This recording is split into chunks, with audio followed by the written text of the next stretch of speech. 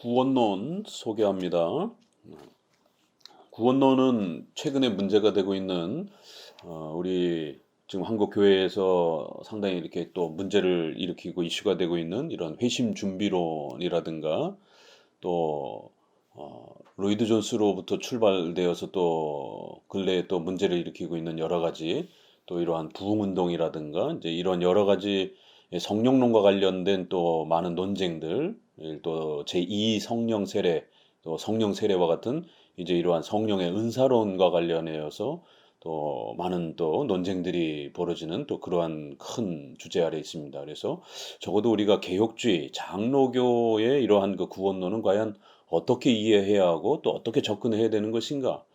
특별히 최근에 뭐 미국의 에즈버리 부흥 운동이 일어났다고 그래서 또 많은 사람들이 거기에 관심을 갖고 과연 이게 성령 운동인가? 라고 하는 것에 대해서 많은 또 은사주의자들이라든가 복음주의권에서는 이게 성령 운동이다라고 이렇게 접근하고 있지만 이런 식의 이러한 체험과 또 뜨거운 그러한 성령의 어떤 그러한 이 현상들을 성령 운동이다라고 이렇게 주장했던 것은 결국 20세기 초에 아주사에서 벌어졌던 그러한 기도운동회 또 그 다음에 오순절파의 태동 또 그리고 찰스 피니의 이런 운동들 이런 게 다 역사 속에서 결국엔 지나친 그러한 감성주의적인 그러한 형태로 사람들이 기도하고 울고불고 또 떨고 막 쓰러지고 소리 지르고 이런 어떤 그 지나친 감성적 이런 현상들을 마치 이런 종교적 현상들을 성령 운동으로 자꾸만 이렇게 띄우는 이제 이러한 그 현상들의 또 이런 구원론과 관련된 문제들 결국 이런 것은 2000년대쯤에 캐나다 토론토에 이제 이러한 빈야드 운동이라고 하는 이걸 성령 운동이다라고 이렇게 많이들 또 이야기했지만 결국 보수 교단들을 통해서 빈야드 운동은 이건 아주 사이비적인 비성경적인 그러한 그 성격으로 다 이미 총회를 통해서 결국 신학 연구들을 통해서 정죄받았습니다. 그렇기 때문에 결국 또 다시 그러한 감정적인 또 이러한 막 그 떨고 불고 막 이런 부분들의 형태로 과연 성령 운동이 이게 맞는 것인가? 이런 모든 부분들을 우리가 검증할 수 있는 것이 바로 구원론입니다. 그렇기 때문에 우리 개혁파 구원론, 장로계 구원론은 도대체 어떤 성격인가를 좀 잘 들여다보셔야 되고요. 또 많은 분들이 이제 오순절 순복음교회식의 성령론을 진정한 성령 운동이다라고 주장하는 분들은 이제 우리 웨스민스터 신앙 고백에 이제 성령론이 부족하다, 너무 스콜라적이다, 딱딱하다, 이런 너무 교리적이다, 뜨거움이 없다, 이제 이런 것에 대한 비판을 가지면서 웨스민스터의 성령론이 없다라고 하는 이런 줄기찬 비판. 결국 1903년에 미국 장로교회도 동일한 그러한 비판들이 있었고 결국 심파라라고 하는 이러한 에드워드라든가 차스핀이라든가 또 아주사 이러한 오순절파 운동을 성령 운동으로 인정하고 받아들이려고 했던 장로교 안에 이러한 온건한 은사주의자들에 의해서 결국 웨스민스터 신앙 고백이 성령론이 수정이 되면서 결국 뜨거운 성령론 이러한 현대에 일어나는 성령 운동들을 인정하자라고 하는 식의 이러한 해석들이 들어왔고 그래서 34장에 성령장이 새롭게 들어오면서 웨스민스터에서는 성령론이 없으니까 34장에 성령론을 추가하자 이렇게 해서 결국 웨스민스터를 수정하는 심각한 일이 벌어집니다. 그렇지만 이제 오늘 우리 조직신학에서 벌코베 조직신학, 바빙크 조직신학, 또 조성만 박사의 조직신학, 박형룡 박사의 조직신학을 구원론을 보게 되면 웨스민스터의 성령론은 결코 부족하지 않다. 오히려 웨스민스터의 성령론은 10장부터 18장 또 율법의 3용법인 19장의 율법 성화의 기준으로 해석하게 되면 19장까지 자그마치 10장까지가 웨스민스터의 3분의 1 가까이가 구원론을 다루고 있고 그 구원론은 통상 성령의 역사이기 때문에 우리가 성령장이라고도 말합니다. 그럼 웨스민스터에서는 성령론이 제일 많은 것입니다, 실제적으로. 그런데 이제 이러한 웨스민스터의 구조를 이해를 못하고 특징을 이해 못하는 막 뜨겁고 소리 지르고 쓰러지고 막 이런 거를 성령론으로 생각하는 사람들은 당연히 웨스민스터에는 그런 성령론이 없습니다. 왜냐하면 그런 성령론을 우리는 비성경적으로 것으로 인정하지 않기 때문에 그런 것입니다. 그래서 웨스민스터에는 이렇게 오히려 3분의 1 정도의 10장 가까이가 성령론, 구원론에 해당이 되는 어마어마한 내용들을 가장 많이 담아내고 있다라는 사실을 또 우리는 변증할 수 있습니다.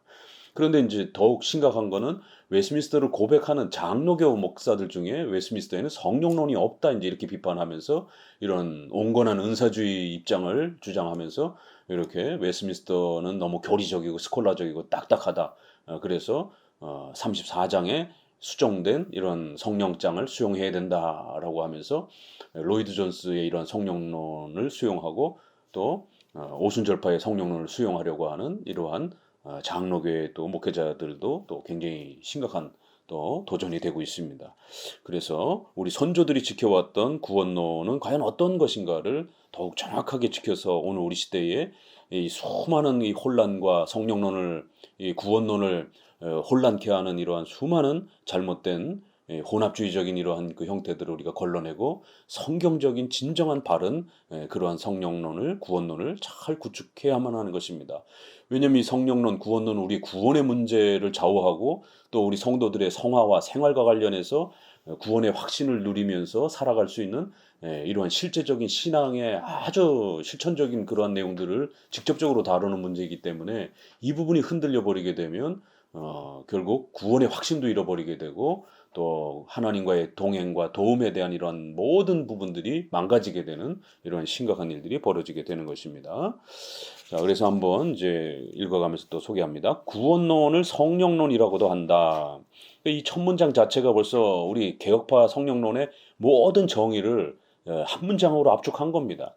우리는 쓰러지고 소리 지르고 막 울고 불고 막 그렇게 밤새도록 잠 안 자고 찬송하고 이런 성령론의 개념을 소개하지 않습니다. 구원론을 성령론이라고 하는 것이에요. 구원의 이러한 모든 그 성경에서 소개하는 하나하나의 그러한 가정과 개념들을 우리는 성령의 올바른 그러한 역사다라고 이렇게 말을 하는 것이지 감정적으로 체험적으로 이렇게 뭔가를 막 경험하고 이렇게 종교 체험적인 그런 반응을 하는 것을 성령론이라고 말하지 않습니다. 그 개념 자체가 서로 달라요. 그것은 하나님이 죄인을 구원하심에 있어서 전적으로 성령이 특별히 역사하시기 때문이다. 성령이 특별히 역사하시는 일이기 때문에 인간의 구원 문제에 이 초점에 맞춰서 다루는 것이 성령론의 핵심이 될 수밖에 없다라는 겁니다. 성령은 뭔가 체험하고 쓰러지게 하는 게 주가 아니라 우리의 구원의 이러한 부분을 시작하고 그 구원이 우리 인간에게 어떻게 또 이렇게 다가오고 펼쳐지는지 또 우리 인간이 그거를 어떻게 인식하고 또 그러한 우리가 구원받은 것에 대한 반응을 하게 되는지 이런 모든 것들이 결국 성령의 특별 사역으로서 다뤄지는 것이기 때문에 성령론은 구원론이라고 할 수 있고 구원론은 성령론이라 할 수 있는 겁니다. 성령의 구원 사역은 객관적으로는 그리스도의 중보적 속죄 사역인 동시에 주관적으로는 성령의 내적 사역이다. 아주 굉장히 중요한 머릿말이고 핵심과 같은 표현입니다.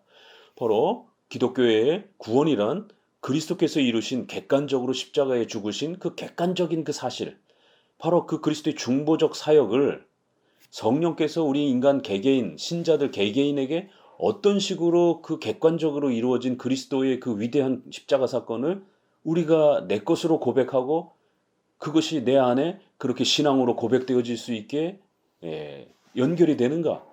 바로 이 문제를 가르쳐 주는 것이 구원론이고 그것이 바로 성령의 역사인 겁니다.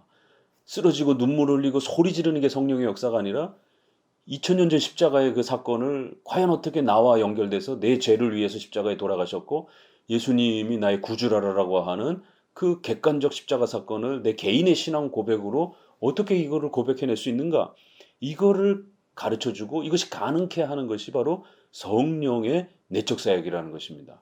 그래서 십자가의 사건은 객관적 사건이고 성령의 그러한 일하심은 주관적 사건이라는 것이에요.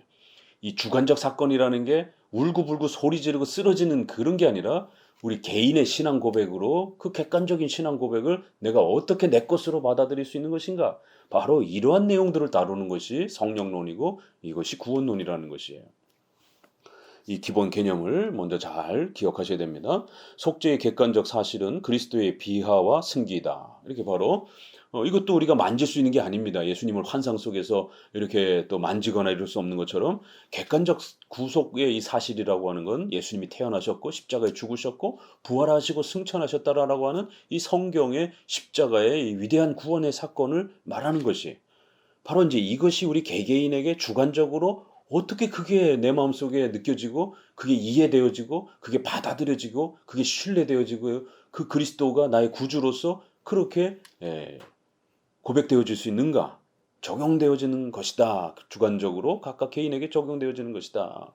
그러므로 구원론은 전적으로 하나님의 특별 은총으로 말미암은 그리스도의 속죄의 효과가 성령의 특별한 사역에 의하여 죄인 개인에게 적용되는 사실에 관한 성경의 교리를 체계화하는 논리인 것이다. 이 앞장에 계속 비슷한 말이 핵심적 말이 반복되죠. 주관적 사역, 객관적 사역. 예수님이 이루신 객관적 사역. 성령께서 우리의 성도들의 마음속에 주관적으로 우리의 마음에 그 그리스도의 객관적 십자가 사건을 그걸 우리가 어떻게 사실적으로 받아들이고 이해할 수 있고 그걸 내가 믿고 받아들일 수 있는가?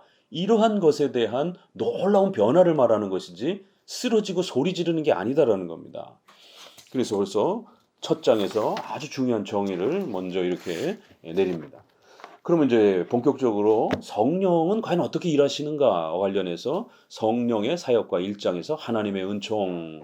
그러면 성령의 일반 사역은 하나님의 창조 질서와 를 근거로 하여 피조물의 성장과 완성을 보존하는 것이며 성령의 특별 사역은 오직 선민에게만 직접적으로 관계되는 것이다. 그래서 이제 성령의 사역을 우리가 구체적으로 살펴보게 되면요.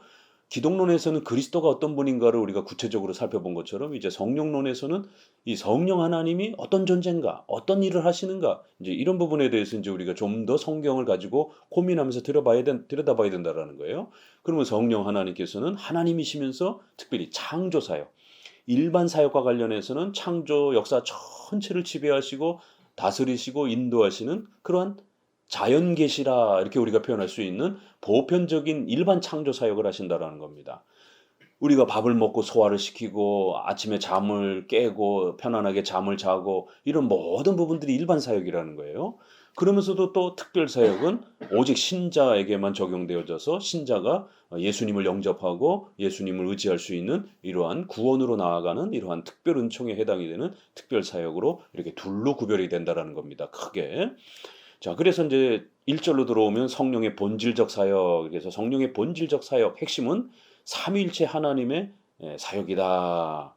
그 사역은 창조와 섭리의 모든 영역에 해당이 되는 것이다. 그래서 성령 하나님도 삼위일체 하나님이시기 때문에 성령 하나님만 너무 지나치게 분리해서 이렇게 생각해서는 안 되고 항상 성령 하나님의 사역도 그리스도의 사역을 연결하시는 그러한 성령의 위치와 자리가 있다라는 것.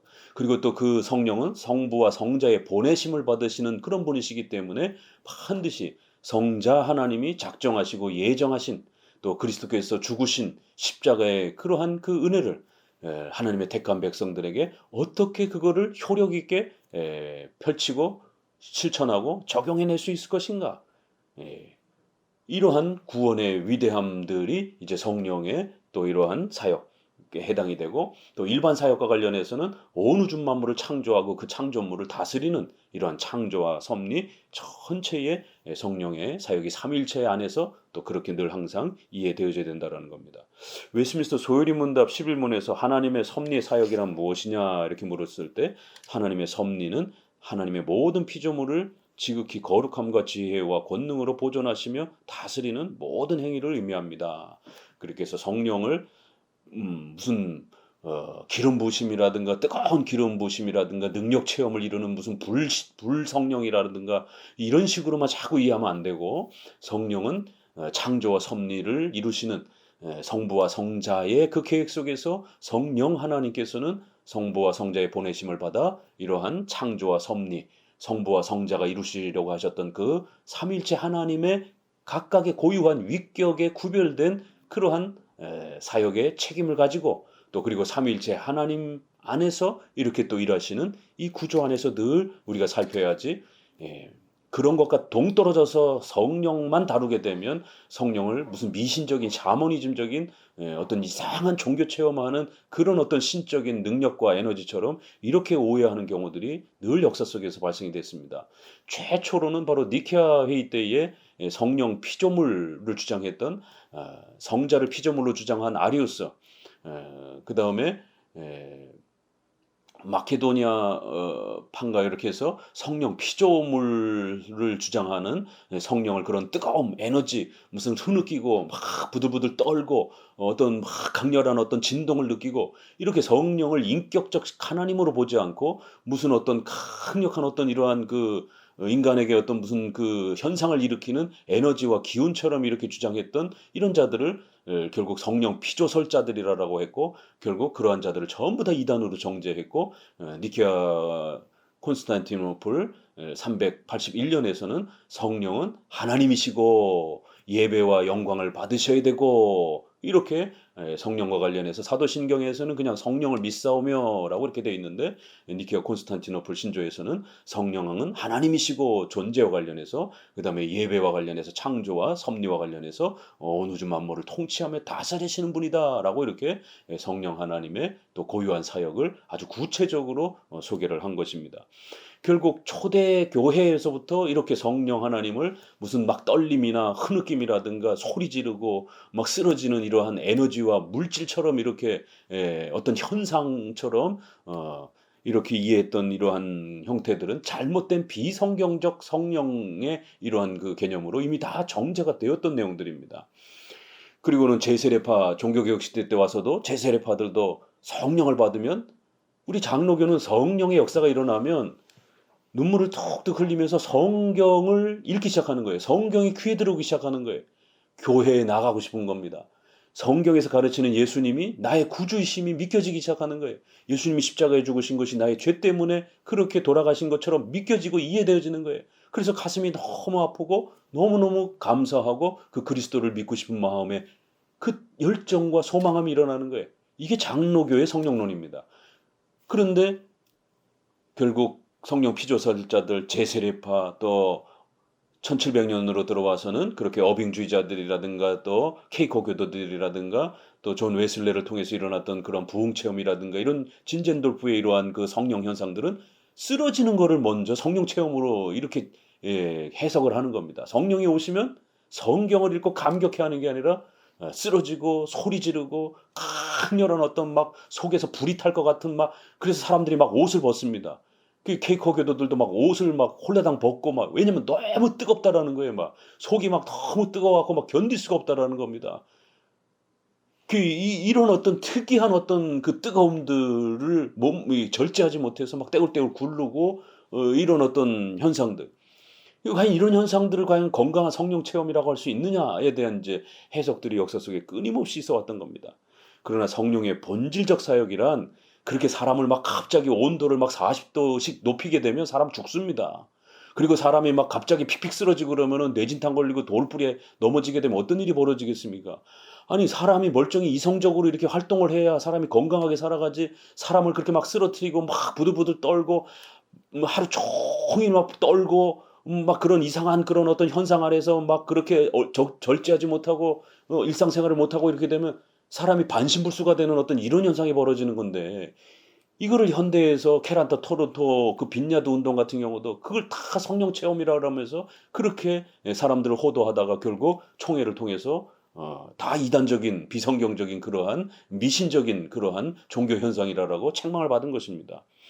벌써 성령의 본질 사역은 그렇게 막 떨고 쓰러지고 까무러치고 이런 게 아니라 창조와 섭리의 이런 역사로 펼쳐지는 그리고 그 섭리는 우주 만물과 인간의 삶 전체를 성령께서 세밀하게 우리의 삶을 그렇게 안전하게 또 교회 가운데로 또 우리의 일상생활 가운데로 국가와 가정과 사회의 생활을 건강하게 잘 유지할 수 있는 그러한 섭리의 보존과 다스림으로 다스려가는 사역이다라고 이렇게 벌써 소요리 문답도 성령의 사역은 어떤 것이냐? 까무러침이 아니라 이렇게 창조를 보존해가고 또 창조 질서가 무너지지 않도록 자연 홍수 재해라든가 가뭄이라든가 이런 것 때문에 자연이 망가지거나 폭발하지 않도록 보존해 주시고, 또 우리 인간의 삶은 그렇게 바이러스 때문에 인간이 전멸하거나 그렇게 되지 않도록 보존해 주면서 인간의 삶이 전쟁이라든가 싸움을 통해서 인간이 전멸되지 못하도록 인간의 죄를 억제하면서, 또 우리 크리스찬들은 건강하게 신앙생활을 하면서 그렇게 한평생을 살 수 있도록, 사탄의 공격에 의해서 성도들이 다 한꺼번에 전멸되지 못하도록 이렇게 섭리의 이러한 보존과 다스림이다라고 이렇게 정의를 내리는 것입니다. 이게 우리 개혁파의 성령의 삼위일체 가운데 제3위격인 성령의 존재와 그 성부와 성자의 뜻을 받들어서 창조의 사역과 구원의 사역을 성령께서 어떻게 펼쳐가시는가, 이게 벌써 삼위일체 안에서 정리가 됐다라는 겁니다. 신론에서 정리가 됐다라는 거예요. 자, 그러면 이제 구체적으로 우리는 어떻게 살펴봐야 되겠습니까? 일반 은총과 관련된 성령의 창조 사역을 당연히 살펴볼 수밖에 없는 거고, 구원과 관련된 성도들의 신앙, 회개, 중생 이런 여러 가지 구원의 이러한 은총들을 당연히 구별해서 둘로 살펴보면 되는 겁니다. 2절 성령의 일반적 사역. 성령의 일반적 사역에 있어서는 하나님께서 피조세계에 유기체의 생명력을 주시고 인간에게 지적 능력과 온갖 재능을 주시고 활용하게 하시며 봉사하게 하셨다. 자연계시를 통하여 피조물에게 자연적 축복을 받게 하시며 국가의 질서를 부여하시며 인간적인 지식으로 상대 세계의 이치를 깨닫게 하시고 개인의 양심, 민심과 여론을 불러일으켜 그렇게 사회의 이러한 죄를 억제하고 인과응보, 권선징악이라고 하는 이러한 상벌의 이러한 시스템이 작동되도록 하는 원리, 상벌을 받게 하시며 세속적 가치 판단의 상대적 기준에 의하여 상대적인, 성경과 같은 절대적 의는 아니라 할지라도 최소한 인간이 살아가기에 그러한 도덕적 선을 유지할 수 있도록 이러한 윤리와 도덕을 실천하게 하시며, 이러한 부분들의 성령의 사역이지, 성령의 사역을 지금 에즈벌이라든가 아주사라든가 토론토라든가 비교해 보세요. 이분들 막 성령 체험했다 그러면서 쓰러져서 밤새도록 소리 지릅니다. 밤새도록 소리 지르면 인간 탈진합니다. 또 더 강렬한 체험을 한다라면서 밥 안 먹습니다. 금식 운동이 일어납니다. 두고 보세요.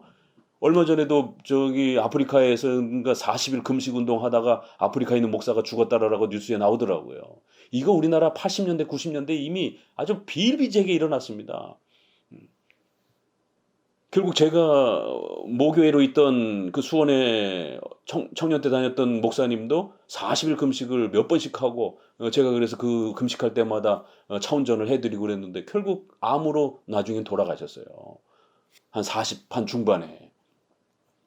이러한 부분에서 분명히 오늘 본문에서 일반 사역, 성령의 창조 사역은 국가를 보존하고 가정을 보존하고 양심과 도덕 윤리가 작동하게 하고 사회적 여론과 이러한 그 질서들이, 법과 질서가 잘 작동되게 하고 사람들이 농사를 짓고 또 일터에 나가서 일을 하고 그래서 양식을 먹고 이렇게 인간이 살아가는 기본적 질서를 잘 유지하도록 성령께서 자연계시, 일반적 은혜를 이렇게 베풀어 가신다라는 거예요.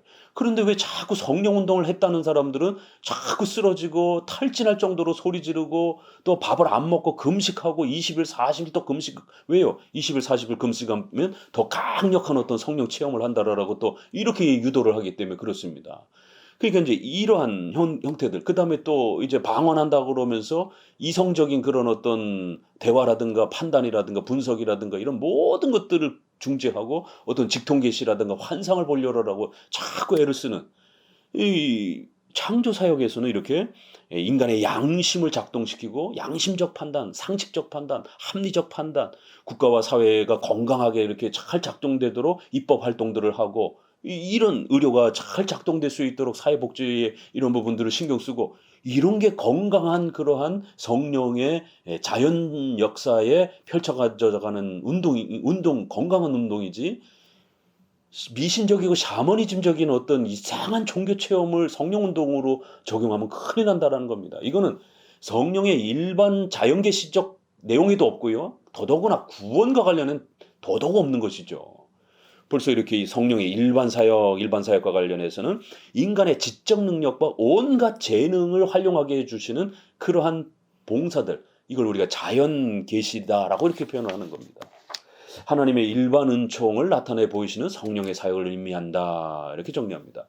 자, 그러면 성령의 일반적 사역과 일반 은총 이렇게 해서 일반 은총은 일반 계시의 방법으로 모든 사람에게 무차별하게 시해되는 것으로서 택함을 받은 자나 택함을 받지 못한 자가 다 같이 하나님의 혜택을 받는 것을 의미합니다.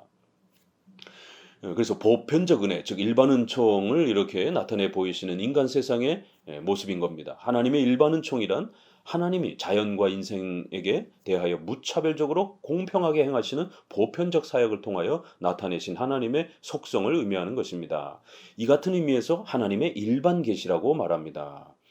이게 계속 설명하는 거 보세요. 하나님의 자연 계시, 일반 계시, 일반 은총, 창조 사역, 국가와 사회와 우리 개인의 삶을 의식주와 관련해서 이렇게 끊이지 않도록 인간은 의식주가 끊어지면 굶어 죽는 거예요. 날씨가 추워지면 얼어 죽는 겁니다. 이런 모든 인간의 생명을 보호하고 인간의 사회가 유지되도록 인간의 이성적 활동을 지켜주시는 이런 모든 보편적 은혜를 말하는 것이다라는 거예요.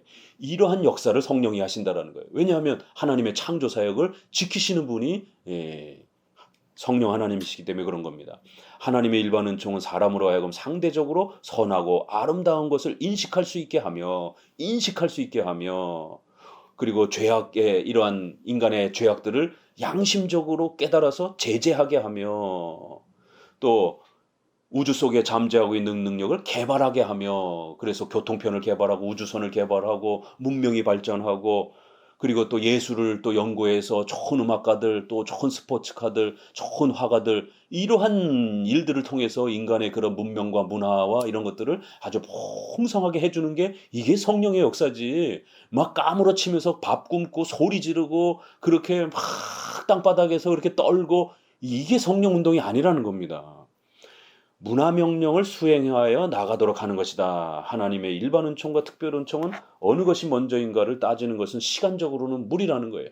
우리 크리스찬들도 아침에 밥을 먹고 또 옷을 입고 교회를 나옵니다. 그 일반 은총을 사용해서 특별 은총을 섬기기 위해서 가는 거예요. 또 특별 은총이 우리 마음속에 강력하게 작용되어서 예배드리러 가고 싶은 그런 강력한 마음의 변화가 일어나는 겁니다. 그래서 이 특별 은총과 일반 은총은 개념적으로 구별하는 것이지 이게 시간적 선후 관계로 너무 이렇게 또 우리 크리스찬들에게는 이렇게 또 자로 딱질 수는 없는 겁니다. 항상 이렇게 조화롭게 통합적으로 다뤄야 되는 것이에요.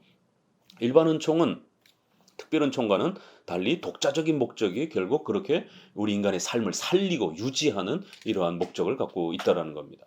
일반 은총 또는 이제 일반 계시의 효과 이 작은 2번 하나님의 일반 은총 또는 일반 계시로는 죄인이 영생에 이르는 축복의 구원을 못 받는다. 이걸 이제 우리가 일반 은총의 불충분성 앞부분에서는 일반 은총은 우리가 살아가는 데 있어서 우리 인간의 의식주와 생명을 유지할 수 있도록 하는 데 있어서는 아주 충분하다라는 거예요. 또 그리고 이제 로마서에 있는 것처럼 하나님 자신을 일반 은총 자연 계시를 통해서 드러냈기 때문에 나중에 불신자들을 책망할 때 하나님 몰랐다 이렇게 신을 몰랐다 이렇게 핑계대지 못하도록 벌을 내리기에는 아주 충분할 정도로 하나님 자신을 드러냈다라는 거예요. 그러나 웨스트민스터 1장 1항에 있는 것처럼 그러나 구원으로는 초대하지 못한다라는 거예요. 우리가 자연 만물의 이러한 변화를 보면서 예수님을 영접할 수는 없다라는 겁니다. 그건 오직 성경을 통해서만 가능하기 때문에 그래서 바빙크를 이제 언급하면서 이렇게 일반 은총의 충분성과 불충분성을 우리가 잘 정립해야 된다라는 겁니다. 이제 바빙크도 이제 이렇게 일반 계시의 모든 영역을 볼 때 한편으로는 큰 가치와 열매가 있다 이렇게 표현하고 그래서 이건 일반 계시 때문이다 이렇게 해서 여러 죄를 억제하고 인간의 문명을 발전시키고 다 똑같습니다. 이렇게 우리의 전통적인 조직 신학은 쓰러지고 소리 지르고 밥 굶고 이런 게 아니라는 거예요. 일반 계시에 의하여 그 존재를 보존하며 인간은 자신의 생명을 보존하며 그 통일성을 유지하며 그 역사를 존속하며 발전시켜 나가고 있는 것이다. 이렇게 넘겨보시면 결국 이제 하나님께서는 일반 은총을 베푸심에 있어서 자연 계시, 즉 일반 계시의 모든 영역에서 모든 인간에게 영광을 주신다. 이건 이제 신자나 불신자를 막론하고 모두가 누리는 그러한 혜택이라는 것입니다. 그래서 이제 우리 크리스천들은 이런 일반 은총을 함부로 무시하는 게 아닙니다.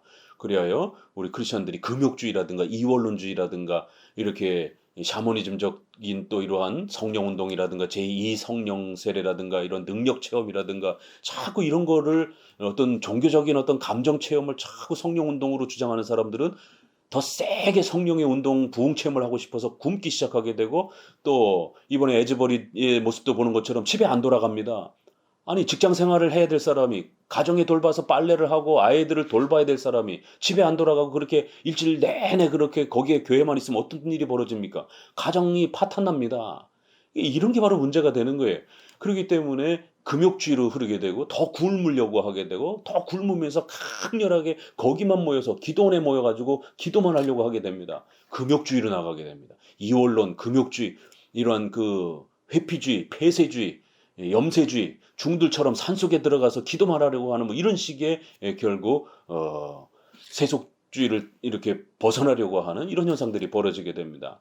그렇게 되면 아주 엄격주의, 또 신비주의, 또 금욕주의 형태가 흐르게 됩니다. 우리 하이퍼 칼비니즘이라든가 회중파 청교도라든가 이런 데 안에서도 이렇게 자꾸 굶으려고 하고 자꾸 이렇게 세상과 단절되려고 하고 세상 사람들과 이렇게 어울리는 걸 마치 더럽다라고 취급하면서 죄 지을까 봐 이러한 사회생활이라든가 이런 불신자들하고의 어울림들을 차단하려고 하는 이런 금욕주의적 행태들이 굉장히 많습니다. 그러나 성령의 일반 은총 사역은 국가 사회와 의식주와 관련해서 우리가 하나님이 주신 그 은혜와 문명과 문화명령, 이걸 오죽한 문화명령이라고까지 얘기를 하는 거예요. 그래서 가정과 국가와 사회에 나가서 적극적으로 직장 생활하고 적극적으로 국가 생활하고 시민으로서 살아가면서 문명을 발전시키고 여러분의 가정을 돌보고 여러분의 사회를 더욱 건강하게 부지런히 발전시켜 가는 겁니다. 그래서 이러한 부분들을 우리 크리스찬들이 그러한 또 스포츠와 예술과 이런 부분들에 있어서 십계명에 아주 명백하게 위배되지만 않는다라면 얼마든지 그런 음악도 일반 음악도 즐길 수 있고 노래방 가갖고 찬송가를 부르면은 그 더 이상합니다. 그렇기 때문에 노래방 가서 혹시라도 가족들하고 불신자들이 노래방 가자라고 하면 가족들하고 가서 건전한 그냥 일반 가요를 부르는 것이 좋습니다. 서정적인 옛날 그런 건전한 가요들 참 많습니다. 클래식한 그러한 음악들을 부르는 게 훨씬 난 겁니다. 이렇게 크리스찬들은 의료를 사용하고 예술을 사용하고 스포츠를 사용하고 이런 걸 절대로 죄악시하지 않습니다. 그 모두 다 성령의 일반 은총이라고 해석하기 때문에 그런 것입니다. 바로 이러한 개념이 서로 다르다라는 것. 자, 벌크프의 조직 신학에서는 이제 교수님도 이걸 인용하면서 일반 은총에 의한 성령의 일반적 사역들을 그 방법들과 관련해서 이제 몇 가지 정리했는데요.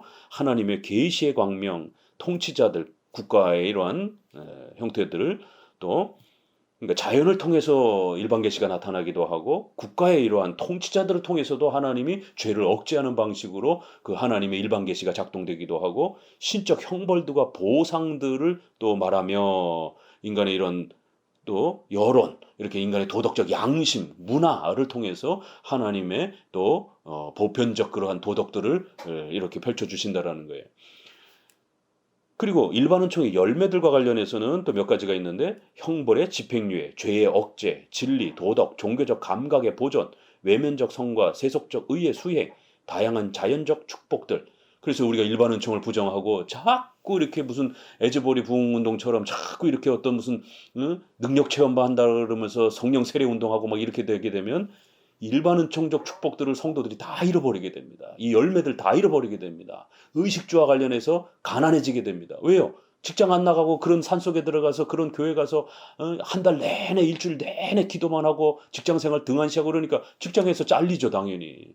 그러니까 경제 위기를 겪게 되면서 가난해지게 되고 또 학교라든가 이런 데 안 가고 그렇게 기도하여만 전념하는 일반 공교육이라든가 이러한 의료라든가 이런 것들 부정하니까 생명의 위협을 받고 이런 일들이 벌어지는 겁니다. 일반 은총의 자연적 축복들을 다 잃어버린다라는 것이에요. 그래서 성령의 일반 사역들은 이렇게 일반 은총들을 통해서 펼쳐지고 교수님도 이제 이거에 기초해서 그렇기 때문에 성령의 진정한 역사란 이런 창조의 역사, 일반 은총의 역사이고 이 일반 은총의 역사는 어떻게 펼쳐지느냐면 사람의 양심의 인도 아래서 그렇게 문화를 형성한다라는 거예요. 그래서 그 문화 속에 예의 범절도 이렇게 형성이 되는 거고 도덕적이고 상식적인 사람이라고 하는 그런 개념도 형성이 되는 겁니다. 둘째, 국가 정부를 통해서 세속적 질서를 유지하여 법이 작동되도록 그렇게 한다라는 겁니다. 셋째, 사람들의 여론을 통하여 민심이 하나님의 소리를 듣도록 그렇게 형성해 간다라는 겁니다. 우리가 동성애 문제라든가 이런 건 기독교뿐만 아니라 양심 속에서 불신자들도 이 동성애를 받아들이기가 너무 힘들잖아요. 그러니까 이제 여론을 통해서 위정자들에게 자꾸만 이렇게 또 압력을 가하고 이런 일들이 벌어진다라는 것이죠. 권선징악과 인과응보를 통한 그런 윤리, 상벌의 이러한 그 모습이 작동되도록, 그래서 상대적 의의가 그래도 인간 사회 속에서 남아 있도록 문화를 형성한다라는 것입니다. 그리고 여섯째는 자연적인 그러한 여러 우리의 이러한 생명과 관련된 축복들을 우리가 누릴 수 있게 된다라는 것입니다.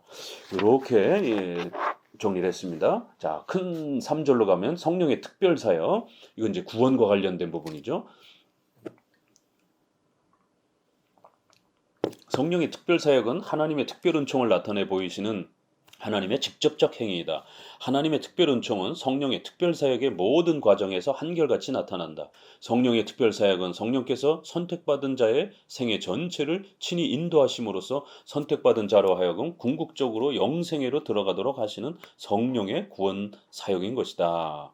이렇게 해서 성령의 이제 구원과 관련해서도 쓰러지고 소리 지르고 그렇게 막 떨고 굶고 이런 게 아니라는 겁니다. 성령의 특별 사역은 예수 그리스도의 그 객관적 사역을 우리 마음이 변화되어서 그 예수님의 십자가 사건을 우리 마음속에 그렇게 이해하고 깨닫고 그거를 나를 위한 것은 그러한 중보 사역으로 그렇게 받아들이는 그러한 성령의 내적인 그러한 주관적 사역으로 우리를 구원으로 초대하는, 우리를 믿음을 갖도록 그렇게 만들어 주시는 그러한 내용이라는 겁니다.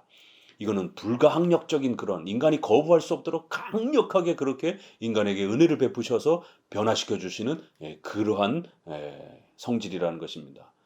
그래서 일반은 이제 이런 특별 은총은 특별 계시의 방법으로 하나님의 택함을 받은 자에게만 차별적으로 한정적으로 시행되는 것입니다. 하나님은 그 자신의 영원한 신적 작정 속에서 택함을 받은 죄인을 구원하시고자 하시는 영원한 불변의 뜻을 세우시고 그것을 하나님의 특별 은총으로 그리스도 안에서 성령의 특별한 역사에 의하여 실행하십니다. 바로 이러한 구원 사역은 인간의 예수님을 받아들이고 이해하고 믿고 예수님을 거부했던, 하나님을 거부했던 인간의 이 약한 마음이 예수님을 받아들이고 하나님을 인정하고 또 예배드리고 싶고 성경을 읽고 싶고 이런 변화를 나타내는 것인데, 이것은 하나님의 신적 작정 속에서 비록 인간이 변화되어지는 이러한 그 외적 변화의 이러한 불신앙에서 신앙으로 바뀌어지는 이러한 변화를 집중 초점 맞춰서 이야기하는 게 구원론이지만, 그 구원의 그러한 근원적 힘은 반드시 하나님의 작정과 예정에서 하나님의 택한 백성들에게 베푸시는 그러한 불가항력적 은혜의 성질이 있다라는 겁니다. 그래서 이런 구원론은 반드시 신적 작정과 예정으로부터 이해하고 또 그렇게 바라봐야 된다라는 겁니다. 도르트 신조를 언급합니다.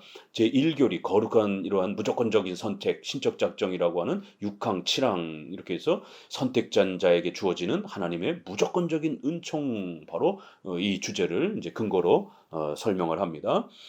그래서 7항, 6항, 7항, 7항에서 선택은 하나님의 변함없으신 목적이다 이러면서 타락한 인류들 가운데서 그렇게 하나님이 긍휼히 여기셔서 그들을 중에 일부를 선택하시는 이러한 하나님의 놀라운 은혜라는 거예요. 본래 다른 사람보다 선하고 합당하기 때문이 아니라 다 같이 비참한 가운데서 선택된 자의 수요를 하나님께서 구원을 얻도록 그리스도에게 넘겨주시고 그들을 말씀과 성령에 의하여 유효하게 교통하도록 부르시고 그들에게 참된 신앙과 칭의와 성화를 부여하시는 것, 이게 바로 성령의 특별사역이라는 거예요. 절대로 쓰러지고 소리 지르고 굶는 거 아닙니다. 도르트 신조 1교리의 바로 6항의 요지는 첫째, 하나님의 예정은 공의로운 것이라는 것. 둘째, 공의로운 하나님의 예정에는 택자와 불택자의 구별이 있다는 것. 셋째, 택자에게는 특별한 은총을 베푸셨다는 것을 가르치고 있다. 이렇게 소개를 합니다. 결국 이제 이러한 그 도르트 신조에서도 이제 구원하는 그런 하나님의 이 역사를 좀 구별해서, 워낙 많은 내용들이 나오다 보니까 성경은 이것을 일정한 어떤 그러한 그 순서 아래에서 이렇게 설명하려고 성경을 애쓴다라는 거예요.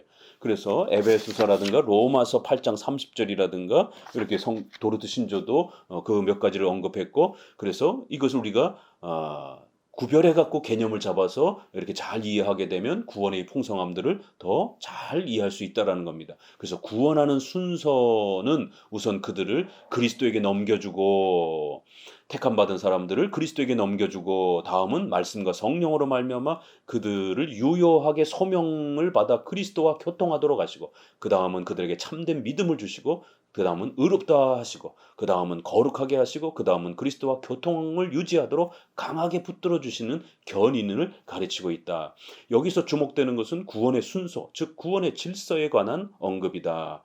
구원의 질서에 관하여서는 다음 항목에서 다루게 되겠는데, 이 질서는 성령의 특별 사역을 논리적으로 그렇게 이해하는 문제에 있어서 중요한 것이다.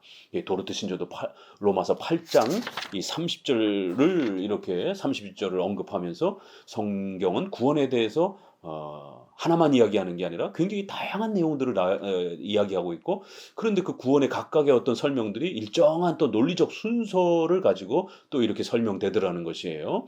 그래서 이제 그런 부분들을 우리가 체계적으로 조금 정리한 것이 바로 구원의 서정이라고 하는, 구원의 질서라고 하는 구원론의 가장 중요한 비중을 차지하고 있는 또 이제 그 내용이 될 겁니다.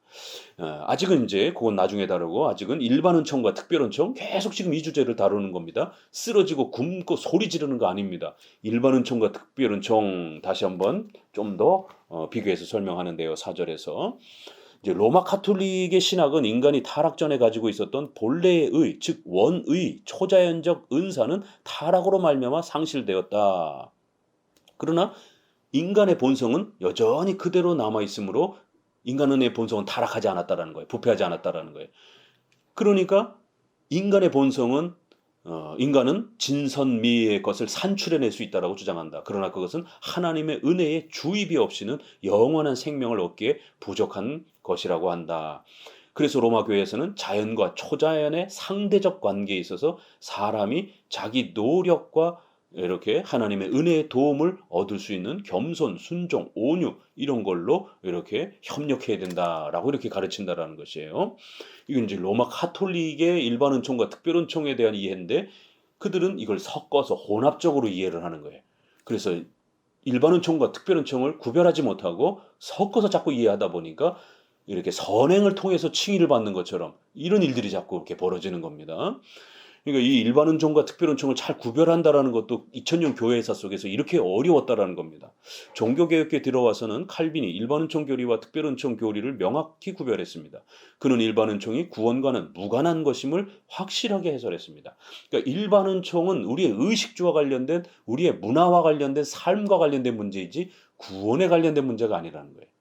그러니까 이걸 구별하지 못하니까 이제 후대 나오겠지만 알미니안주의, 알미니우스도 결국 일반 은총으로 구원받을 수 있다라고 접근을 한 겁니다. 여기에 함정이 있는 거예요. 그리고 웨슬레도 이 알미니우스의 영향을 받아서 하나님께서 은혜를 주시긴 하는데, 그래서 은혜를 말하지만 그 은혜가 우리가 말하는 성령 하나님의 주관적인 택자들에게 베푸는 그런 제한 속죄적인 그런 불강력적인 강력한 그러한 역사가 아니라 일반 은총적인 그러한 은혜, 또 모든 사람들에게 그렇게 다 준 그러한 특별 은총적 은혜.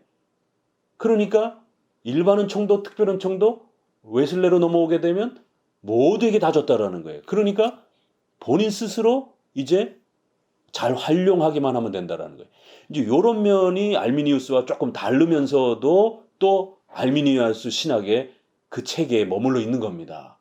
요게 이제 나중에 회중파의 구원론이라든가 은혜언약론이라든가 또 종말론이라든가 교회론도 바로 웨슬레만큼은 아니지만 그런 영향을 받아서 그렇게 지나치게 회심 준비론이라든가 이런 은혜언약이 취소될 수도 있다라고 하는 이러한 유아 세례를 인정하면서도 유아 세례자들은 지옥에 있다라고 하는 이런 이제 은혜언약 취소 개념을 주장하는 겁니다. 이게 왜 그런가 하냐면 바로 알미니우스와 웨슬레와 회중파는 정도는 조금씩 다르지만 그런 면에서 결국 인간이 어떻게 회개 준비를 할 것인가, 인간이 어떻게 은혜와 언약을 유지시켜 갈 것인가에 대한 인간의 책임과 이 인간의 결단을 너무 지나치게 강조하고 그거를 초점하다 보니까 결국 알미니우스는 대놓고 50대 50의 협력, 친인 협력주의를 강조한 거고, 웨슬레는 그 정도는 아니어도 결국 특별은총도 모든 사람에게 주어졌다라고 말을 해버려서 결국 인간이 구원을 유지하고 결정하는 주체자가 돼버리도록 만든 겁니다. 이런 영역이 회중파의 그러한 신학에도 넘어간 거고요. 그렇기 때문에 결국 인간이 구원의 주체가 돼버리는, 내가 잘하면 구원받고 내가 잘 못하면 구원 못 받는, 잘하면 구원받고 못하면 못 받는, 이런 구조가 형성이 된 겁니다. 그럴 때 우리 장로교는 그렇게 일반은총과 특별은총을 자꾸 헷갈려 하면 안 된다라는 거예요. 그러니까 최근에 논의된 이런 부분들도 다 일반은총과 특별은총을 자꾸 구별을 못해서 벌어지는 일입니다. 회심준비론도 그게 어려운 문제가 아니에요. 우리가 전도해야 되고 성경 읽어야 되고 이런 건 외적 소명으로 다 똑같이 인정하는 겁니다. 우리도. 그렇지만 회중파의 회심준비론은 성령의 특별한 그러한 이 주관적인 불강력적 그 은혜가 일반 사람들에게도 다 주어졌다는 거예요. 이게 그래서 웨슬레이하고 거의 비슷하다는 겁니다. 그 일반인들에게도 이러한 강력한 내적 사역이, 외적 사역이 아니라 성령의 내적 조명의 구원 사역이, 소명 부분에서 외적 사역, 내적 사역이 있잖아요. 외적 사역은 전도하고 교회 나와서 설교 듣고 이런 겁니다. 그러나 내적 사역은 오직 신자에게만, 예정된 자들에게만, 우리 장로교는 그렇게 주장하는 거예요. 그래서 그렇게 이미 초대가 된 자들은 반드시 구원으로 나아가는 겁니다. 불강력적으로 거부할 수 없도록 반드시 회심으로 넘어가는 거예요. 그러나 회심 준비로는 그런 강력한 은혜를 일반적으로 다 줬다라는 겁니다. 근데 왜 구원 못 받느냐? 인간인 본인이 잘못해서라는 거예요. 그래서 중간쯤 하고 70%, 80%까지 왔다가 하더라도 결국 구원이 취소가 될 수 있다는 겁니다.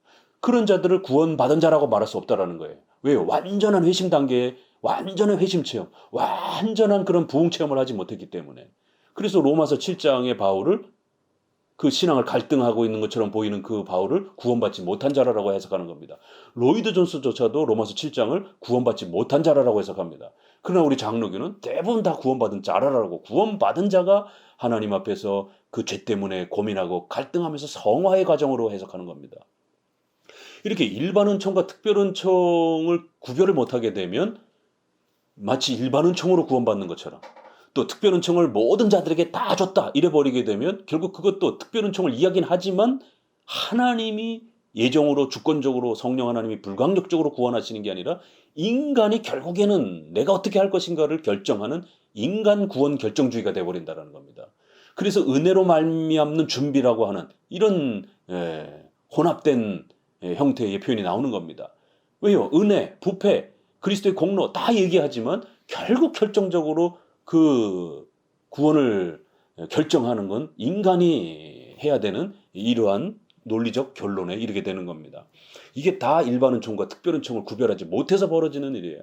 그래서 조직신학의 이 부분만 명확하게 반복적으로 아주 철저하게 목회자들이 공부했으면 최근에 이렇게 혼란스러운 이런 주제들은 이미 다 정리할 수 있습니다. 종교개혁기에 들어와서 칼빈이 이걸 아주 명확하게 구별했고, 일반은총은 구원과 무관한 것이다라고 아주 분명히 선을 긋은 겁니다. 그래서 그 뒤로 카이퍼라든가 바빙크라든가 이제 이런 반티를 통해서 이런 일반은총의 기능, 책들까지도 다 나와 있잖아요.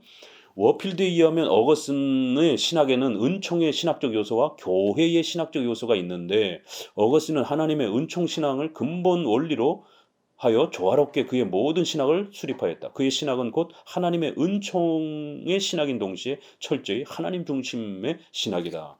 그래서 이제 어거스틴은 분명히 하나님 중심적인 신본주의적인 하나님 주권적인 그런 구원론을 주장하면서 이렇게 그나마 구원론을 잘 회복시켜 준 겁니다. 근데 이제 어거스틴의 또 약점이 있어요. 구원론에도. 이 어거스틴의 은총론에도 약점이 있습니다. 왜냐하면 아직 초대 교부의 시절에는 이 구원론이 제대로 이렇게 종교개혁 시대처럼 이렇게 체계적으로 완성이 되지 못했기 때문에 그렇습니다. 그래서 이제 교수님도 이걸 지적하는데, 루터의 신학의 출발점은 칭의이지만 어거스틴의 신학은 이게 출발점은 하나님의 은총이다.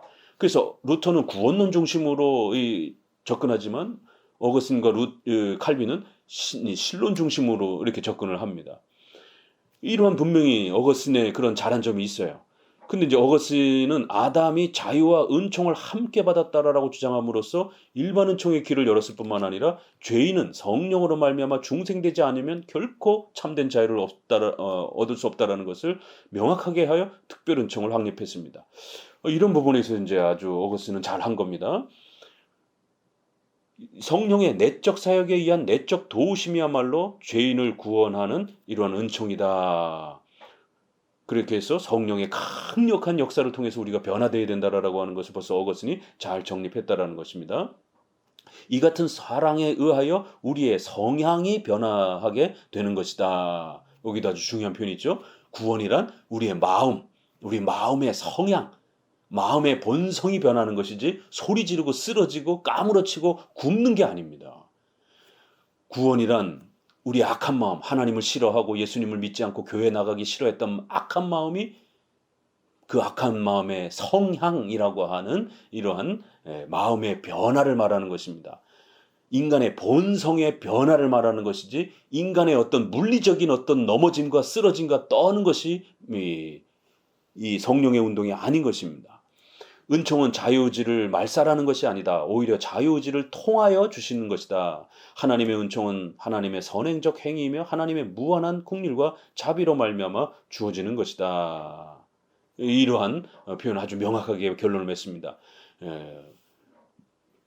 이성을 마비시키고 그렇게 방언하고 막 쓰러져서 그렇게 일상생활을 중단하고 이러는 게 아니라 의식주를 활용하고 일상생활로 돌아가서 그렇게 자유의지를 활용하면서 이성적으로 살아가면서 그렇게 사회생활과 교회생활을 건강하게 하면서 그렇게 자라가도록 성령의 역사가 일어나는 것이지 모든 이성적 판단을 중지시키고 그렇게 까무러쳐서 막 환상을 보고 이 소리 이상한 환청 소리를 듣고 이렇게 인간의 이성적 모든 기능을 차단하는 게 아니다라는 겁니다.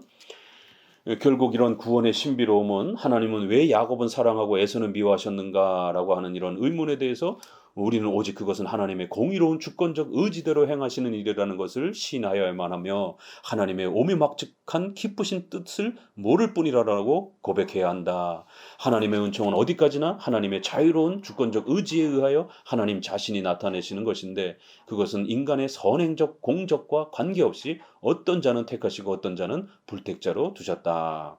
이렇게 해서 구원론에 있어서는 항상 인간의 어떤 공로, 인간의 어떤 그 자유의지가 구원을 결정하는 것처럼 이러한 그 시도들이 펠라기우스 이후에 반펠라기우스, 알미니안주의 또 웨슬레 또 이런 오순절파의 이런 형태들을 이 사이비적인 미신적인 그런 성령운동의 이러한 그 형태들을 통해서 항상 인간이 뭔가를 결정해야 되고 협력해야 되는 것처럼 이런 구원론이 늘 역사 속에 위협했습니다. 그럴 때 우리 장로교 구원론은 우리가 모르는 영역, 인간이 접근할 수 없는 그런 하나님의 작정과 예정의 신비로운 그러한 부분을 분명히 인정하고 그럼에도 불구하고 인간의 또 삶 속에 구원이 펼쳐질 때는 신앙과 회개라고 하는 말씀을 읽고 깨닫고 내가 죄인이라는 것을 고백하고 교회 나오고 말씀을 듣고 예배드리는 이러한 인간의 이성과 인간의 이런 삶을 인간의 본성과 성향을 변화시키는 마음의 착한 마음으로 변화되어지는 하나님을 사랑하는 마음으로 변화되어지면서 전인격적으로 삶이 성장하고 변화되어지는 그런 전인격의 변화를 구원이라고 말을 하는 것이지 그렇게 까무러치고 소리 지르고 이러는 거를 구원이라 말하는 게 아닌 것입니다. 그래서 이제 우리가 항상 이런 부분에서 구원론에 펠라기우스적인 위험도 있지만 특별히 반펠라기우스주의의 이런 알미니안주의의 계열의 이런 신인협력주의를 더욱 조심해야 된다라고 거듭 이렇게 구별하고 있는 겁니다. 이런 신비주의 부분에 있어서는 신인협력주의에 있어서는 감정으로 쏟아지게 되면 이런 부흥 체험이라든가 성령 체험한다 그러면서 신비주의로 이렇게 신인협력주의로 쏟아지는 이런 형태가 있고요. 또 하나는 성화라든가 이런 생활이라든가 도덕이라든가 윤리라든가 이런 것들을 지나치게 또 강조하면서 그런 어떤 완전한 성화를 통해서 구원을 자기가 마치 확인할 수 있는 것처럼 또 협력하는 것처럼 이런 생활 중심의 이러한 신인협력주의가 있고 종교체험주의적인 그러한 또 신인협력주의가 있습니다. 그래서 항상 그런 부분들을 조심해야 된다라는 거예요. 예, 성령의 사역은 샤머니즘적이고 비이성적인 형태로 인간을 로봇이라든가 짐승이 되게 하고 인간을 돌뿌리가 되게 하고 그렇게 쓰러져서 3박 4일 동안 떨고 금식하고 굶고 이러한 비이성적이고 비인간적인 그런 형태로 인간을 그렇게 몰아가는 게 아니라 인간을 인격 그대로 사용하면서 인간의 마음의 성향을 바꾸어서 그렇게 하나님이 역사하신다라는 걸 꼭 명심하셔야 됩니다. 이 성령의 사역을 잘못 이해하게 되면 인간이 회개하고 신앙을 가져야 되고 결단을 해야 되다 보니까 항상 그 인간의 의지를 자꾸 공로적으로 그렇게 펼치려고 하는 이런 유혹이 하나 있고, 말씀드린 것처럼 한쪽에서는 인간의 의지를 완전히 차단시켜서 몰상식하고 비이성적인 사람으로 만들어서 환상과 이런 어떤 환청 듣고 이렇게 신비주의로 빠지게 하는, 그걸 성령운동이라고 생각하는 이런 일들이 늘 역사 속에서 반복되었다라는 겁니다. 자, 그 어거스틴의 그 단점은 이제 요 뒷부분 구원의 질서 부분에서 이제 조금 추가가 되면서 나옵니다. 구원의 질서 2장, 큰 2장을 보면은요. 하나님은 그 뜻에 따라서 죄인을 구원하심에 있어서 구원의 질서를 정하셨다. 하나님은 질서의 하나님이시다. 질서는 하나님의 창조 사역과 섭리 사역의 기본 원리다. 구원의 질서란 하나님께서 택하신 죄인을 구원하심에 있어서 거룩한 지혜와 은총으로 실행하시기 위하여 정해놓으신 순서 혹은 과정을 의미한다. 그래서 하나님은 질서의 하나님이기 때문에 이렇게 앞뒤 없이 막 일하시는 게 아니라 구원의 역사를 펼치실 때도 우리를 어린아이로서부터 노인에 이르기까지 이렇게 점차적으로 그 질서 가운데 자라가게 하시는 것처럼 구원의 이 은혜를 주실 때도 그런 일정한 질서의 순서 아래서 이런 또 은혜들이 베풀어진다라는 겁니다. 성령의 이러한 사역은 결국 객관적인 속죄 사역의 효과를, 예수님의 속죄 효과를 택함받은 죄인 각 개인에게 주관적으로 적용하여 구원받게 하시는 모든 순서를 의미합니다. 굶고 이상한 환청을 듣고 까무러치고 이러는 게 아니라 주관적으로 우리 마음을 움직이는 그러한 역사라는 거예요. 마음을 움직이는 사역이지 몸이 쓰러지는 사역이 아닙니다. 그러나 구원의 질서는 물리적 시간의 개별적 순서보다는 논리적이며 정신적인 시간의 총괄적 순서로 이해해야 한다. 왜냐면 이걸 전부 다 이렇게 시간별로 이렇게 단계별로 이렇게 설명하는 거는 아니라는 거예요. 왜냐면 하나님의 역사의 구원의 역사는 회심 준비론이라든가 이런 것처럼 뭐 10단계 회중파의 이제 문제가 바로 거기서 발생한 겁니다. 이제 의도는 좋았지만 좀 더 철저하고 완벽하게 좀 회개를 더 강렬하게 촉구하려고 하는 그 의도는 좋았지만, 의도가 아무리 좋다고 해서 결국 까딱 잘못하면 인간의 어떤 의지가 구원의 어떤 주체인 것처럼 이렇게 너무 신앙과 회개를 세게 말하게 되면 반펠라기우스 알미니안주의에 빠지기 때문에 항상 조심해야 되는 겁니다. 알미니안주의가 그렇게 만만하지 않습니다. 그렇기 때문에 우리의 신학의 체계를 무너뜨리면서까지 신앙과 회개를 너무 세게 강조하면 안 된다는 겁니다. 이런 부분에서 이제 바로 퍼킨스가 실수한 거고 에임스가 실수를 한 거고 그 제자들인 결국 존 오웬과 코케이우스가 실수를 한 거고 그들의 제자인 결국 또 이렇게 토마스 구딘이라든가 또 그들의 제자인 또 이런 여러 코튼이라든가 또 뉴잉글랜드로 넘어가는 그러한 회중파 청교도들이 이러한 비슷한 회심 준비론에 또 같은 그러한 10단계, 뭐 7단계, 8단계 이러면서 자꾸만 그거를 어떤 그 인간이 물리적으로 뭔가를 이렇게 활긴할 수 있는 어떤 그러한 단계로 이렇게 시간적 단계로 지나치게 이렇게 접근한 겁니다. 구원이란 굉장히 복잡하고 굉장히 또 신비로운 영역이 있는 겁니다. 그래서 목회자도 그걸 다 확인할 수 없는 겁니다. 교회론적으로 최소한적으로 우리가 신앙 공동체를 또 꾸려야 되기 때문에 거기에 적합한 정도의 어떤 정도를 우리가 확인할 뿐인 겁니다. 그래서 어거스는 도나티스파라든가 노바티안처럼 완벽한 회심 준비, 완벽한 그런 순결과 성화를 통해서 칭의의 보증과 열매를 확인하려고 했던, 이거 다 있었던 겁니다. 바로 도나티스트파와 노바티안파가 그렇게 완전한 회심 준비, 완전한 순결주의자들을 중심으로 교회를 이루려고 할 때 어거스틴이 그들을 이단으로 정죄하면서 그런 완전한 교회는 이 땅에 없다라고, 그런 완전한 구원으로 신자를 확인할 방법이 없다라고 그렇게 책망하면서 이 땅의 교회는 불완전하다라고, 교회 안에도 이리가 있고 교회 바깥에도 양이 있다라고 하는 이 유명한 말을 은총론에서 한 겁니다.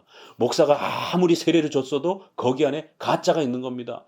아니 가룟 유다도 예수님한테서 세례받고 12제자가 다 세례받았습니다. 성찬도 다 참여했습니다. 귀신도 내쫓고 어마어마한 능력도 발휘했어요. 그런데 거짓 사도였지 않습니까? 그럼 예수님이 몰라서 그랬습니까? 그럼 더 심각한 예수님이 그러면은 능력이 없는 분이 되니까 더 심각한 논리가 발생이 되는 거고요. 예수님은 아셨음에도 불구하고 이 땅의 유형교회는 그렇게 완벽한 회심자로 완벽한 구원자로만 구성되는 게 아니다라는 걸 보여준 거예요. 그래서 어거스틴도 그렇게 완전성을 준비하려고 하는 자들을 엄격주의자로 비판하면서 그런 구원론은 결국 아무도 구원받지 못하게 하는 이런 심각한 결과가 벌어집니다. 그래서 회심 준비론이라든가 완전 성화라든가 이런 구원론이 왜 우리가 부실하고 굉장히 위험하다라고 비판을 하느냐면 이건 성경적 구원론도 아닌 뿐더러 아주 부실한 구원론이고 결국 아무도 구원받지 못하게 하는. 그러면 그거를 점검하는 목사는 구원받았습니까? 만약에 다른 동료 목회자가 이 목사가 어떻게 저렇게 나태하고 게을러? 더 완벽한 데이비드 브레이너드처럼 살아야지. 그러면 데이비드 브레이너드의 기준에서 오늘날 한국교 목회자 하면은 99%가 다 구원 못 받았습니다. 하루 종일 성경 보고 하루 종일 기도하고 금식하고 1년 12달 금식하고 여러분 그렇게 살 수 있습니까? 결국 그러다가 신체가 급격히 나빠져서 브레이더는 일찍 죽었지 않습니까? 만약 그렇게 살으라면 다 일찍 죽습니다. 신체가 못 견뎌서. 그럼 그런 정도의 브레이너드가 한국교 목회자 보면 다 구원 못 받은 거예요. 그러면 어디 감히 누구를 구원받았다 안 받았다라고 목회자가 성도를 체크합니까? 그건 그냥 하나님이 교회론적으로 유형교회 질서를 세워줬기 때문에 목회자는 최선을 다해서 세례 받을 수 있는 자들을 당회가 그렇게 검증해 주는 것입니다. 그렇게 검증해 줬어도 그 안에 가짜가 있는 거예요. 그래서 예수님은 씨 뿌리는 비유를 통해서 가라지 내두라라고 그러는 거예요. 그거 다 뽑아낼 수 없다라고. 그건 최후 심판 때 예수님만이 하실 수 있는 거예요. 구원론이 심각하게 파괴가 됩니다. 자, 이러한 시간적 개념이 아니라는 겁니다. 좀 더 우리가 이 구원의 위대함을 잘 풍성하게 맛보기 위한 논리적 순서라는 겁니다. 왜냐하면 죄인이 구원받게 되는 질서의 내용은 첫째로 전적으로 그리스도에 결합되어 총체적으로 구원받는 일이므로 구원의 질서는 종합적으로 혹은 복합적으로 이해하지 않으면 안 되는 성질의 것이기 때문이다. 오늘날 회중파나 감리교라든가 이러한 형태들은 구원을 너무 단편적으로 보는 거예요. 그래서 CCC도 이거 외우세요. 이거 따라하세요. 당신 구원받았습니다. 어떻게 구원이 그렇게 간단합니까? 구원은 그렇게 흑백 논리로 간단하게 그렇게 몇 마디로 이렇게 평가할 수 있는 문제가 아니라는 거예요. 그건 아주 총체적으로, 종합적으로, 복합적으로 그렇게 아주 깊이 판단해야 되는 문제라는 겁니다.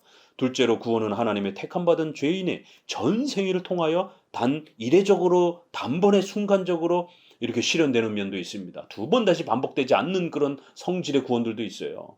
중생, 칭의, 양자가 뭐 됐다가 안 됐다가 이렇게 반복이 됩니까? 이런 건 다 단회적인 거예요. 그렇지만 계속적으로 반복되는 면들도 있다라는 거예요. 성화, 견인 이런 부분들. 그래서 이런 점진적임으로 실현되는 면도 있기 때문에 우리가 논리적으로 좀 잘 구별해 놔야 된다는 겁니다. 이런 구원의 질서란 구원의 방법, 구원의 계획을 의미하는 것입니다. 워필드는 그에 져서 구원의 계획에서 이거를 신적 작정론으로 취급하고 있습니다. 이렇게 신론에 기초해서 하나님의 그 예정과 그 은혜가 어떻게 구원으로 성령의 도우심으로 펼쳐져 가는가를 워필드도 이렇게 우리의 조직신학자들이 다 동일한 방식으로 펼쳐왔다라는 거예요. 이렇게 그리하여 성령의 특별 사역론으로서 구원의 질서의 문제를 다룬 겁니다. 성령의 특별 사역에 있어서 복음의 본질은 주 예수 그리스도와 그의 십자가인데 2000년 전의 그의 사건이 오늘날 어떻게 나에게 적용되며 그 복음이 나의 것이 되느냐 하나 바로 여기에 문제가 있는 겁니다. 쓰러져 가지고 환상 속에서 예수님이 십자가에 돌아가시는 것을 만지고 그 십자가를 보고 그래서 프란체스코처럼 자기 손에 십자가 상처가 있어야 되고 그럼 오늘날 목회자들 그런 상처 하나도 없는데요. 저도 없어요. 그럼 그 다 구원 못 받은 겁니까? 이런 게 아니라는 거예요. 이런 종교 체험과 이런 어떤 샤머니즘적인 어떤 미신적인 어떤 그런 체험이 아니라는 거예요. 2000년 전에 그 십자가에 죽으시고 승천하신 그 예수님의 그 객관적 구속사역이 과연 어떻게 나에게 믿겨지는가? 그것이 어떻게 내 마음속에 들어오는가? 이 문제를 다루는 거라는 거예요. 이 같은 의미에서 구원론은 그리스도의 대속적 사역의 효과를 죄인 개개인에게 적용하는 성령의 특별 사역론이라고 할 수 있는 겁니다. 개개인이 이상한 종교 체험을 하고 뜨거움을 느끼는 이런 게 아니라는 거예요. 이 문장을 잘 읽어야 됩니다. 개인에게 적용시키고 그 각각이 마음의 변화를 통해서 예수 그리스도를 신으로 고백하고 구원자로 고백할 수 있는 이런 마음의 변화를 일으키는 성령의 아주 놀라운 특별 사역이라는 겁니다. 그러므로 내가 어떻게 하여야 예수의 속죄의 효과가 나의 것이 되게 하겠느냐라고 물을 것이 아니라 하나님께서 나에게 그의 구원의 은혜를 어떻게 유효하게 적용하여 주실 것인가라고 이렇게 물어야 됩니다. 그래서 앞에 부분은 루터파의 방식이고 그래서 내가 어떻게 해야 구원받는가 이러한 그 구원론 중심으로 루터는 이렇게 접근을 한 겁니다. 이래서 루터의 신학에 문제점과 부족함이 있다는 겁니다. 우리 개혁파는 항상 하나님이 그의 구원을 우리 인간에게 어떻게 유효하게 우리에게 전달해 주시고 펼치시는가. 그래서 우리가 성경을 읽을 때도 하나님의 창조 역사가 어떤가, 하나님의 일반의 역사가 어떤가, 하나님께서 구원의 역사를 어떻게 펼쳤는가, 하나님이 그렇게 은혜를 주신 그 역사가 죄 때문에 어떻게 망가졌는가, 이렇게 성경을 볼 때도 항상 하나님이 어떻게 하셨는가, 하나님이 뭘 계획하셨는가, 하나님의 의도는 무엇인가, 이렇게 항상 창세기를 읽을 때도 어느 성경을 읽을 때도 하나님이 어떻게 하셨는가 이렇게 늘 생각하면서 성경을 읽으셔야 되는 겁니다. 이게 장로교 방식인 겁니다. 결국 구원의 질서는 철저하게 하나님의 독점적 은총에 의하여 성립되는 것이다. 어거스티나 칼빈은 다 같이 하나님의 독점적 은총을 신앙하는 하나님 중심 신학을 전수한 기독교 정통 신학의 대부들이다. 이제 성경적 근거를 2절에서 들어보면은요. 이제 이 질서는 하나님의 창조와 섭리 사역에 있어서 기본 원리인데 질서의 하나님이기 때문에 따라서 하나님은 인간의 구원 사역에 있어서도 당연히 이러한 여러 질서적 구성을 가지셨다라는 겁니다. 사도행전 26장, 로마서 8장 29장 30절, 로마서는 많이 알고 있는데 사도행전은 좀 생소하죠. 이거 좀 읽어드립니다. 나는 내가 핍박하는 예수라 이러면서 이스라엘과 이방인들에게 내가 너를 구원하여 저희에게 보내어 그 눈을 뜨게 하고 어두움에서 빛으로 사단의 권세에서 하나님께로 돌아가게 하고 죄사함과 나를 믿어 거룩하게 된 무리 가운데 기업을 얻게 하시더라. 이런 단어들입니다. 이제 이것도 구원의 그런 아주 중요한 그 순서들이 소개가 됐는데요. 이제 이런 부분들 이제 우리가 보면 속죄의 현실적 적용은 성령의 일련의 행위의 질서 과정을 갖는다. 개혁파 신학자들의 공통된 견해는 대체적으로 소명, 중생, 회심, 칭의, 양자, 성화, 영화의 순서입니다. 대략 한 9가지로 이렇게 구성이 됩니다. 넘겨보시게 되면 이제 사도행전 26장을 설명합니다. 말씀드린 것처럼 눈을 뜨게 한다라는 거. 그리고 하나님께로 돌아간다라는 거. 근데 여기서도 이제 교수님들 설명하는 게 저희에게 보내요. 이런 건 이제 소명이라는 것이죠. 외적 소명. 이렇게 선교. 눈을 뜨게 하여 중생. 마음의 눈을 뜨는 걸 말하는 거예요. 하나님께로 돌아가게 하고 회심. 회심에는 회개와 신앙이 함께 포함이 되어 있는 거고요. 죄사함과 나를 믿어 이렇게 그리스도를 믿어서 죄사함 받는 이신 칭의에 대한 내용, 거룩하게 된 그런 무리들, 성화, 그 다음에 기업을 얻는다. 우리가 기업을 얻는다는 게 뭐 부자가 되고 금덩어리를 받는다 이런 게 아니라 하나님의 자녀로서 영생을 누리는 바로 양자와 영화, 영생 이런 거를 말하는 것이죠.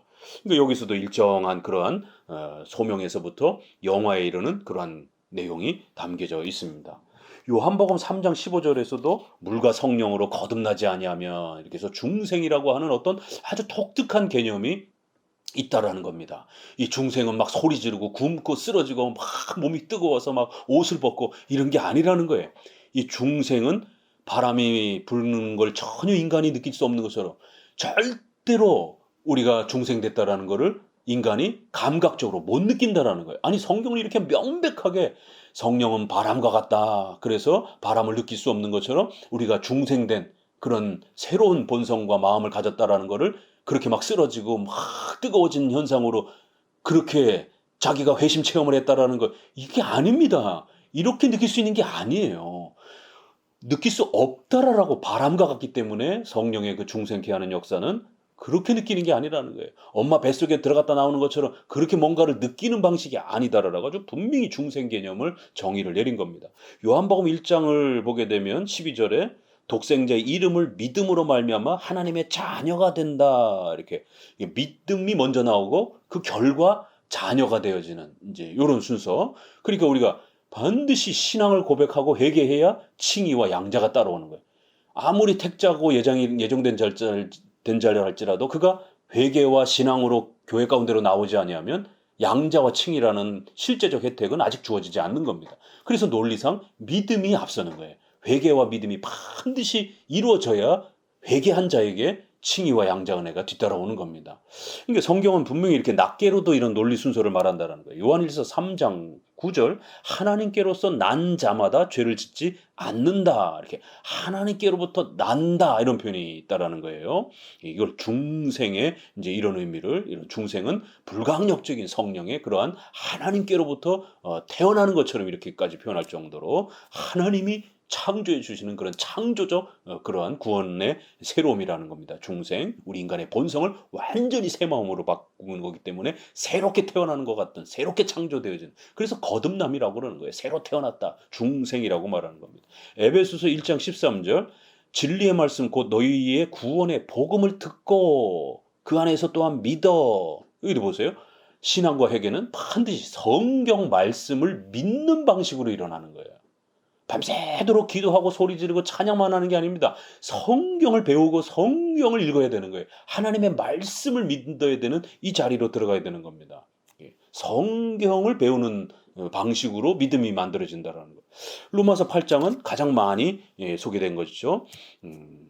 우리가 알거니와 그 뜻대로 부르심을 받은 자들은 이러면서 이제 29절부터 하나님의 이제 뜻대로 미리 하신 이러한 자들을 또한 그 아들로 형상을 본받기 위하여 미리 정하신 예정 그 맏아들이 되게 하려고 그 미리 정하시고 부르신 자들 부름 소명이라고 하는 이런 부분 그 다음에 의롭게 하시고 앞부분 많이 생략됐지만 칭의가 나오고 또 영화롭게 하시고 그래서 예정 소명 칭의 영화 이런 대략 한 4가지 정도가 로마서에서는 소개되는 겁니다. 그래서 이런 부분들을 성경에 흩어져 있는 그러한 그 각각 그 요소들을 쭉 정리해 보게 되면 대략 한 9가지 정도가 그렇게 된다라는 것입니다. 마지막 단락으로 들어가 보면 그러므로 속죄의 현실적 적용의 질서는 소명, 중생, 신앙, 회개, 칭의, 양자, 성화, 견인, 영화로 이렇게 볼 수 있다라는 겁니다. 이 질서에 일관하고 있는 하나님의 은혜로운 주권성과 그 유효성을 깨닫게 된다. 구원은 어디까지나 성령의 특별하신 직접적 사역이며 하나님의 풍성하신 지혜와 영원한 사랑의 실현인 것이다. 자, 그럼 이제 이 구원의 질서를 우리 교회사 속에서는 어떻게 이것이 발전해 왔는가 교회사적으로 이제 설명합니다. 3절 구원의 질서론의 역사. 고대 교회에서는 그리스도의 속죄 효과를 적용함에 있어서 단순히 신앙과 회개에 국한시켰던 것을 보게 된다. 그것은 고대 교회가 그리스도의 속죄 사역을 주로 객관적 면에서 이해했기 때문이다. 자, 왜 우리가 조직신학 교리사를 공부해야 되냐면 이거를 구축하고 보면 오늘 우리 시대의 문제가 되는 게 다 엑스레이처럼 다 이게 검증이 되는 거예요. 걸러지는 겁니다. 신앙과 회개만 강조하는 것, 구원론에서. 누가 하는 거예요? 감리교가 주로 그렇게 하잖아요. 그래서 감리교는 회심 준비론이에요. 회개론입니다. 성결교는 성결만 강조하기 때문에 성결교단이라고 하는 거고요. 오순절파는 신비체험만 강조하기 때문에 제2성령 세례론자들이라고 말하는 거예요. 그 로이드 존스가 자꾸 성령 세례라는 단어를 끌어오는 겁니다. 이거 오순절파의 단어입니다. 그래서 이제 우리가 3중복음, 4중복음, 5중복음 이렇게 말하는 겁니다.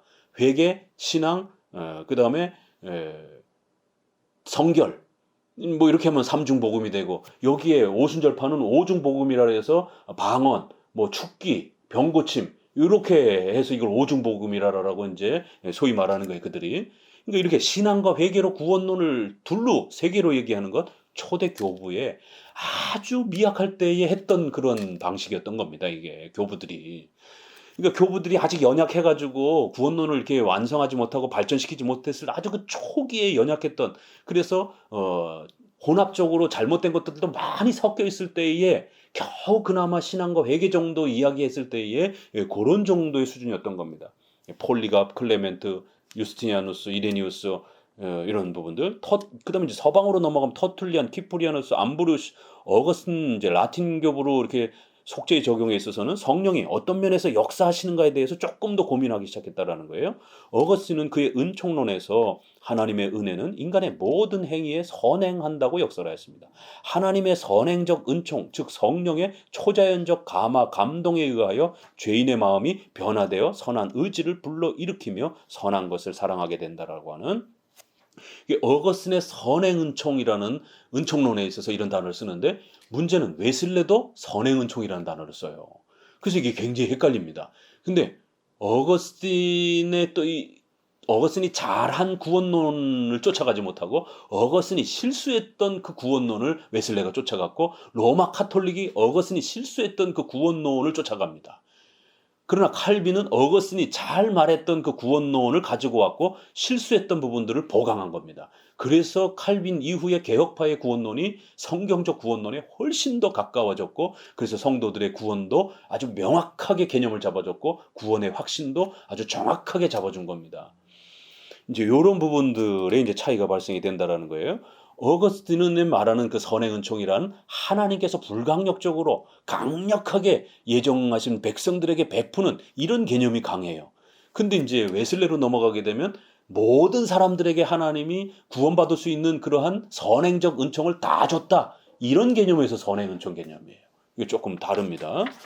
그러니까 이제 만인 구원, 보편 구원론 개념으로 이제 이렇게 웨슬레는 그걸 적용한 거고, 어거스틴은 오직 그리스도의 공로로 구원받는다. 이런 선행적인 하나님의 구원이 없이는 우리는 구원 못 받는다. 이런 개념이 조금 더 강합니다. 그런데 이제 문제는 그는 칭의와 성화를 혼동했다, 이렇게 평가를 합니다. 왜 이러냐면 이제 요 인간의 이제 의지를 이제 불러일으키며 그래서 마음이 변화돼서 선한 것을 사랑하게 되고 선한 능력을 부여받게 된다, 이렇게 해서 앞부분은 잘 말했는데 그 뒷부분에 성화를 이야기하는 부분에서 이 칭의와 성화를 좀 더 구별하지 못하고 인간의 마음이 그 하나님의 은총으로 인해서 바뀌면서 결국 의지가 변화되어 선행의 열매를 강력하게 맺는 단계까지 너무 많이 말을 했어요. 그래서 칭의와 성화를 혼합해서 말했습니다. 로마 카톨릭이 요 구원론을 끌고 간 겁니다. 어거스틴은 오직 그리스도의 공로로 구원받아야 된다는 것까지는 잘 말했는데 성화를 구별시켜 주지 못한 거예요. 그래서 이거를 로마 카톨릭이 신인 협력주의로 로마 카톨릭의 공로주의, 선행 구원론으로 그렇게 잘못 어거스틴을 적용한 겁니다. 그래서 어거스틴도 교부 시대의 사람이기 때문에 그나마 그래도 다른 교부보다는 훌륭하지만 그런 약점이 있었기 때문에 이제 이게 후대에 이거를 더욱 걸러내야 되는 겁니다. 그 이제 이러한 독일의 이러한 루터파 신학자조차도 어거스틴 이전의 모든 교부들은 구원을 얻는데 자유와 은혜의 상호 협력이 필요하다고 가르치는 것은 교리사에서 보게 되면 흔하게 발견될 수 있는, 보통 신학자들이 다 인정하는 그런 내용들이라는 거예요. 교부 시대는 구원론이 굉장히 약했던 겁니다. 삼위일체와 기독론 논쟁하느냐고 이게 500년 동안 논쟁이 되어서 구원론은 그렇게 제대로 잘 정립이 못 된 겁니다. 구원론은 종교개혁 시대에 가서 구원론이 이제 오직 믿음으로 구원받는다, 이게 이제 종교개혁 시대 때 더 체계적으로 완성이 되는 것입니다. 중세 시대, 중세 교회에서는 구원의 질서에 관한 이론보다는 성례전, 이런 교회 예전 교리가 훨씬 더 발전됐습니다. 그들은 세례는 이전에 세례받기 전에 지은 죄를 용서받는 것이고 세례받은 후에 범하는 죄는 회개함으로써 용서받을 수 있다라고 이렇게 하면서 이런 세례, 또 그다음에 세례 후에는 미사나 고해 성사를 통해서 용서받아야 된다, 이렇게 해서 교회 안에서 이루어지는 어떤 그런 예식들, 이런 거를 구원론의 본질로 삼아 버렸어요. 그걸 또 시행하는 사제가 그러다 보니까 권위가 어마어마하게 되어지게 되고, 교황이 그런 추기경들이 그러한 예전을 시행하다 보니까 그들이 구원을 주는 주체자가 돼버리고, 이 교회의 이러한 예식 성례전들이 구원을 주는 수단이 되어버린 겁니다. 우리 장로교처럼 성례가 구원 받은 것에 대한 표시가 아니라 오직 믿음으로 구원받고 그것에 대한 외적 표시로 성례전을 말하는 게 아니라, 로마 카톨릭은 믿음과 구원을 주는 자는 로마 카톨릭 교황과 추기경이고 그걸 주는 수단은 바로 성례전인 것처럼 이렇게 성례전과 신앙을 너무 비례관계로 만들어버렸습니다. 중세 스콜라 신학 시대의 일정한 경향은 신앙은 진리에 대하여 단순한 동의하는 지식의 한 형식인 동시에 선행을 하게 하는 영적 감동이라고 생각하였던 것이다.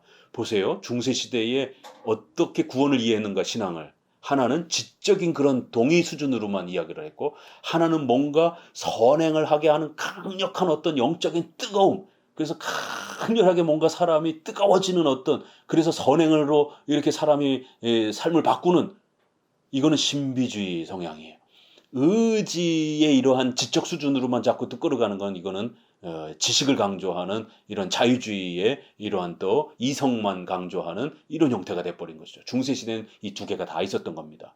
그러니까 결국 17세기 이후에 독일을 중심으로 해서 루터파의 연약한 신학으로 인하여 하나는 진젠도폴과 같은 스페너와 같은 신비주의가 발생이 되는 거고 또 하나는 결국 슐라이마커와 같은 또 벨하우젠과 같은 자유주의자들이 탄생이 되는 겁니다. 이성주의자들이 한쪽은 신비주의자들이 벌써 중세시대의 신앙을 그렇게 수도원으로 들어가는 사람은 뭔가 뜨거운 그래서 하루 종일 기도하고 하루 종일 예배하고 하루 종일 묵상하고 이 수도원 운동이잖아요.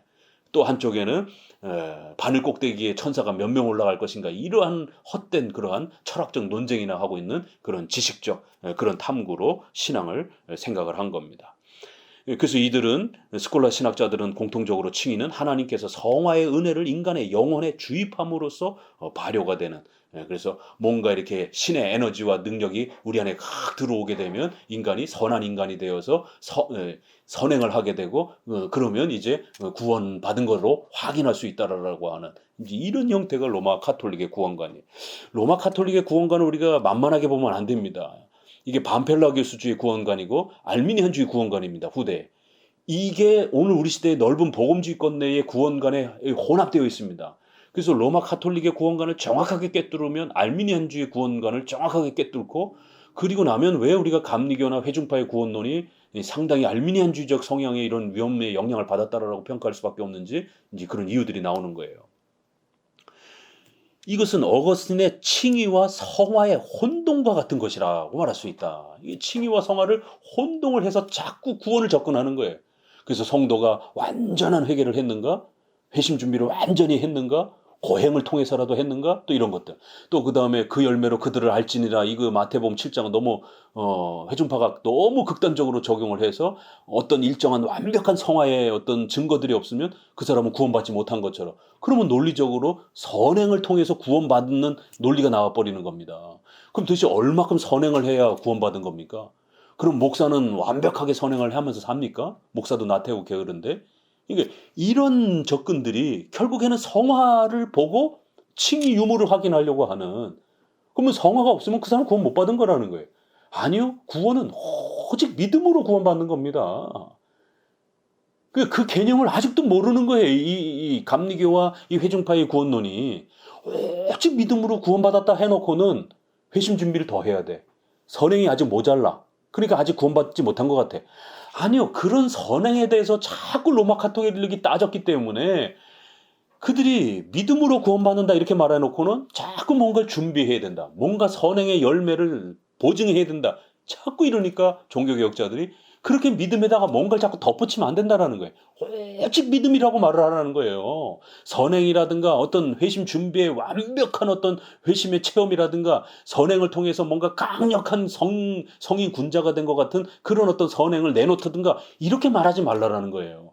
오직 믿음, 오직 믿음은 성경 말씀을 내가 진실하게 믿고 그 성경에서 가르치는 죄인이 내가 죄인이고 예수님이 내 죄를 위해서 십자가에 돌아가셨다라는 거 그걸 진실히 믿기만 하라는 거예요. 그러면은 얼마든지 구원받은 신자로 인정하겠다라는 거예요. 행위와 공로가 아니라 오직 믿음이라는 거예요. 성화와 칭의를 혼동하고 있는 오늘날 우리 시대의 이 복음주의권 내에 이 위험성을 우리가 간파해야 됩니다. 이 신앙의 확신도 못 주고 구원 받았는지 안 받았는지도 이거 헷갈립니다. 평생토록 연옥에 살아야 되는 로마 카톨릭 교리가 왜 나왔겠습니까? 구원의 확신 못 주잖아요. 구원 받았는지 안 받았는지. 죽을 때까지 선행을 해야 되고 칭의와 성화를 혼동한 것이다라는 거예요. 자, 이제 본격적으로 나옵니다. 롬바르도도 나오고 아퀴나스 이후에 은혜론의 혼란이 야기되어 그들은 그릇된 은혜론이 등장하게 됩니다. 스콜라 신학자들의 견해는 부분적으로 어거스틴의 은총론에 접근하면서도 일반적으로는 은혜가 성례를 매개로 하여 주어지는 것으로 생각했습니다. 그것은 은혜의 교리와 공로의 교리를 결합하는 반펠라기우스적인 그러한 사고였습니다. 넘겨보시게 되면 이 같은 논평을 이제 개혁파 신학자들은 공통되게 이제 카톨릭의 이 문제점을 신인 협력주의라고 비판하는데, 머레이와 벌콥은 구원은 그리스도의 속죄의 효과를 죄인 개개인에게 적용하는 성령의 사역임을 말하고 있다. 개혁파 신학자들이 이와 같이 논평하게 되는 것은 그리스도의 객관적 사역과 성령의 주관적 사이에는 시간적으로 과거와 현재라는 구별이 있다는 것과 인간에게는 내적 외적 구별, 즉 외소와 내소의 구별이 있다고 보기 때문이다. 근데 로마 카톨릭에서는 과거에 이미 완성된 그리스도의 객관적 속죄 사역이 현재도 계속되지 않으면 안 되는 것으로 보고 미사 성례에 의하여 성체 봉헌을 반복한다. 이렇게 예전으로 반복하는 거나 오순절파라든가 경건주의자들이 어떤 종교 경험으로 그거를 재현하려고 하는 거나 또 이러한 윤리로 그걸 재현하려고 하는 이런 방식들은 다 칭의와 성화를 혼동하는 혼합적 방식이라는 겁니다. 자, 그러면 이제 종교개혁기로 넘어와서 트렌트에서 이제 이런 부분들이 더 강화됐는데요. 트렌트 회의에서 로마 카톨릭 교회는 구원의 질서 교리를 교회의 예전에 관한 교리 이상으로 중요하게 취급하지 않습니다. 루터와 그의 제자들은 신앙, 회개, 선행 요 세 가지만 구원의 방법의 요소라고 생각했습니다. 교부들은 두 가지였는데 이제 루터에 와서는 선행이 더 들어갔어요. 요게 삼중복음이라고 하는 감리교와 성결교가 삼중복음, 사중복음 얘기할 때 감리교의 핵심적 고백입니다. 이게 이 루터가 말했던 거예요. 이게. 이 구원에 대한 내용들은 17세기에 와서 조금 더 발전한다라는 거예요. 자, 각 교파를 좀 더 보면요. 이제 로마 카톨릭 보세요. 로마 카톨릭에서는 그리스도께서는 자기 공덕을 신자에게 주입하여 주입된 공덕이 신자의 선행을 선도하며 동반하며 계속적으로 선행하게 한다는 것이다. 그들은 하나님의 은혜가 주입되어 내적으로 인간 편에서 의화, 실제적으로 인간이 선행을 많이 만들고 그렇게 선행을 하는 그렇게 의화, 의롭게 우리는 여겨짐을 받는 실제 인격은 그렇지 않지만 하나님이 우리를 인격적으로 실제로 성화가 되어서 우리를 칭의받은 자로 이렇게 의로운 자로 인정하는 게 아니라 우리는 여전히 동일한 자지만 신분을 의로운 자로 여겨주시는 거예요. 그러나 의화, 실제로 인격적으로 생활이 선행으로 많이 바뀌어져 있는 그러한 의인으로 인격적인 생활이 바뀌어지는 것을 의화라고 이렇게 줄여서 말합니다.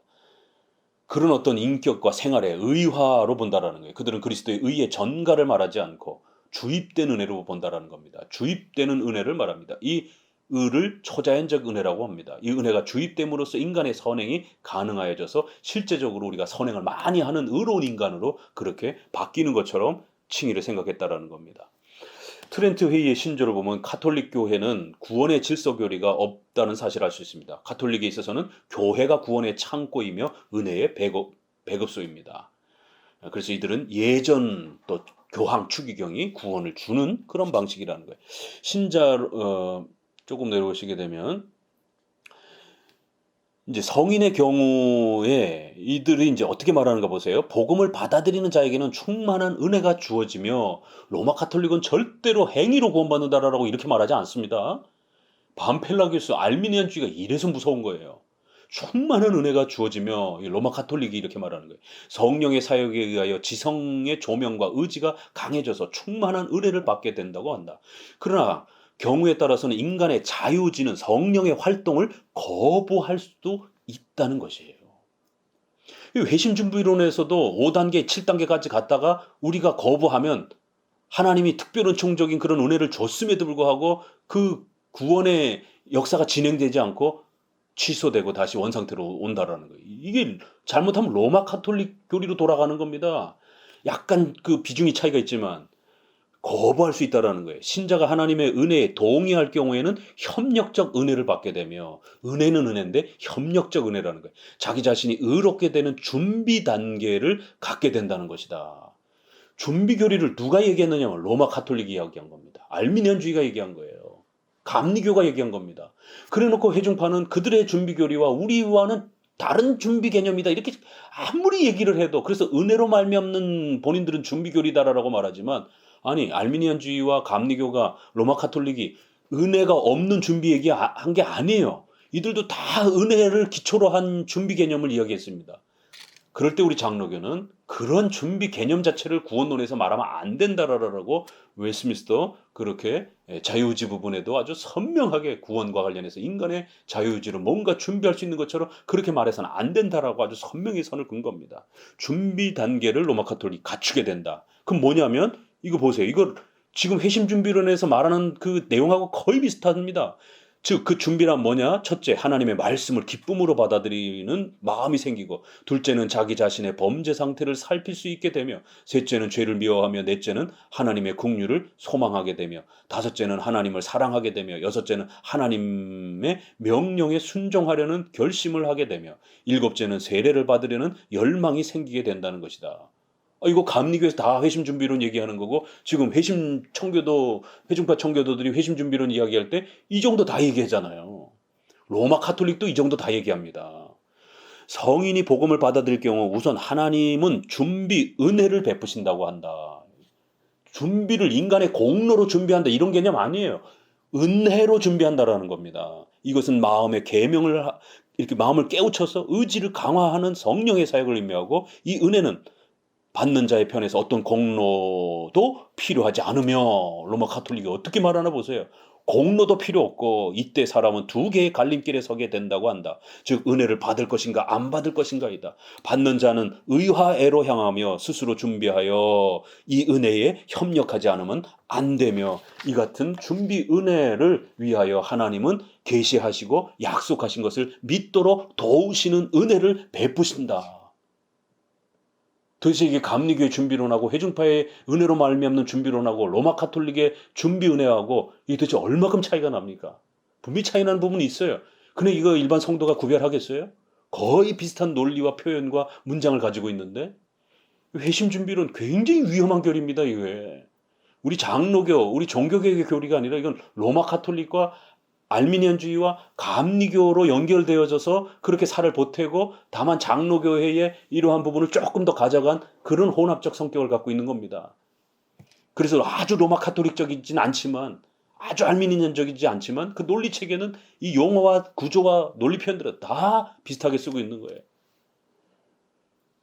그리고 인간은 이 같은 은혜로 말미암아 자기의 죄를 깨닫고, 보세요. 얼마나 현란하게 말하는가. 그리스도 안에 있는 하나님의 자비에 의뢰하게 되면 모든 의의 원천이신 하나님을 사랑하기 시작하는 동시에 죄를 미워하게 된다고 한다. 이러하여 수세의 세례의 결심을 하게 되면 하나님의 계명을 지키는 새 생활에 들어가게 된다는 것이다. 이 같은 가톨릭 교회의 신앙은 준비 은혜 중에 하나이며 그 이상의 중요한 역할에 대해서는 생각할 수 없는 것이다. 이러한 신앙은 내용 없는 신앙이며 교회의 가르침에 대하여 그냥 머리로만 동의하는 것을 의미합니다. 굉장히 조심해야 된다는 거예요. 결국 이러한 로마 가톨릭의 이러한 부분들에 대해서 그들은 세례에 의하여 주어지는 의화를 첫 번째 의화라고 그러고, 이 첫 번째 의화는 전적으로 그리스도의 공덕을 토대로 하고 있다라고 합니다. 예수 그리스도의 은혜로 이렇게 첫 번째가 마련되고, 그러나 인간의 협력이 준비 은혜와 관계되어 있다라고 그렇게 말합니다. 첫 번째, 두 번째 이렇게 말하는 거. 로이드 존스가 세례를 첫 번째 표시라고 말하고 성령 세례를 두 번째 인침이라고 말을 해서 구원받은 것에 대한 인침이라고 말을 하기 때문에 칭의를 둘로 나누는 그런 개념이 형성이 되는 거예요. 첫 번째 세례 가지고는 구원받지 못한 걸로처럼 이렇게 얘기를 합니다. 굉장히 심각한 구원론입니다. 성령 세례를 통해서 반드시 인침과 칭의의 보증과 인침을 받아야 된다는 거예요. 이 성령 세례의 인침과 관련해서 오순절파는 방언이라고 말을 하고 축기라고 말을 하는 거고, 로이드 존스는 조금 더 세련된 형태의 능력 체험이라고 말할 뿐이에요. 종류가 다를 뿐이지 구원의 두 단계는 똑같은 겁니다. 로마 가톨릭도 두 단계로 얘기를 했어요. 이게 심각한 구원론입니다. 이게. 그들이 말하는 준비 은혜란 사람이 받아들일 것인가 말 것인가 하는 거부권 행사의 여하에서부터 생각해 볼 수 있는 것이다. 그들은 인간의 협력적 준비에 있어서 어느 정도 하나님에게 보수를 청구할 수 있는 권리를 인정받을 수 있는 상응하는 공덕행위, 메리토 데 콘그루오라고 하는 이 트렌트 회의 신앙고백서 제6회 회의에 나오는 겁니다. 5, 6장에. 그리고 첫 번째 의화를 얻은 다음에는 매일의 성화로 나아가는 향상의 생활을 하지 않으면 안 된다는 것이다. 이 같은 성화의 생활은 선행에 의하여 얻어지는 것이며 이 선행은 적격한 행위, 콘디그노라고 하는 바로 그 완벽한 회심 체험, 완벽한 성화의 인침 체험으로 완벽한 능력 체험 단계로 나아가게 된다는 거예요. 그래서 카톨릭은 1층이, 2층이 이렇게 말하면서 유보적 층이 치소론을 얘기한 겁니다. 1층에서 2층으로 넘어가는 단계에서 게을러지면 도로 지옥에 떨어진다는 것이 신자가 아니라는 겁니다. 칼빈은 그의 기독교 강의에서 이런 부분들 아주 엄중히 책망하고 비판했다라는 것입니다. 그는 성경에서 말하는 상급 보수의 의미는 인간의 행위를 구원의 원인으로 보는 것이 아니라 다만 하나님의 은혜의 선물일 뿐이라고 이렇게 말한 겁니다. 성경에서 이렇게 우리의 행위와 선행을 통해서 뭔가 이렇게 구원이 내 믿음이 너를 구원했다. 또 어떤 선행과 윤리를 통해서 마치 우리가 끝까지 인내하면 히브리서에서도 끝까지 인내하면 구원을 받을 것이다. 그렇지 않으면 중간에 버려질 것이다. 이런 표현들 잘 읽어야 된다는 거예요.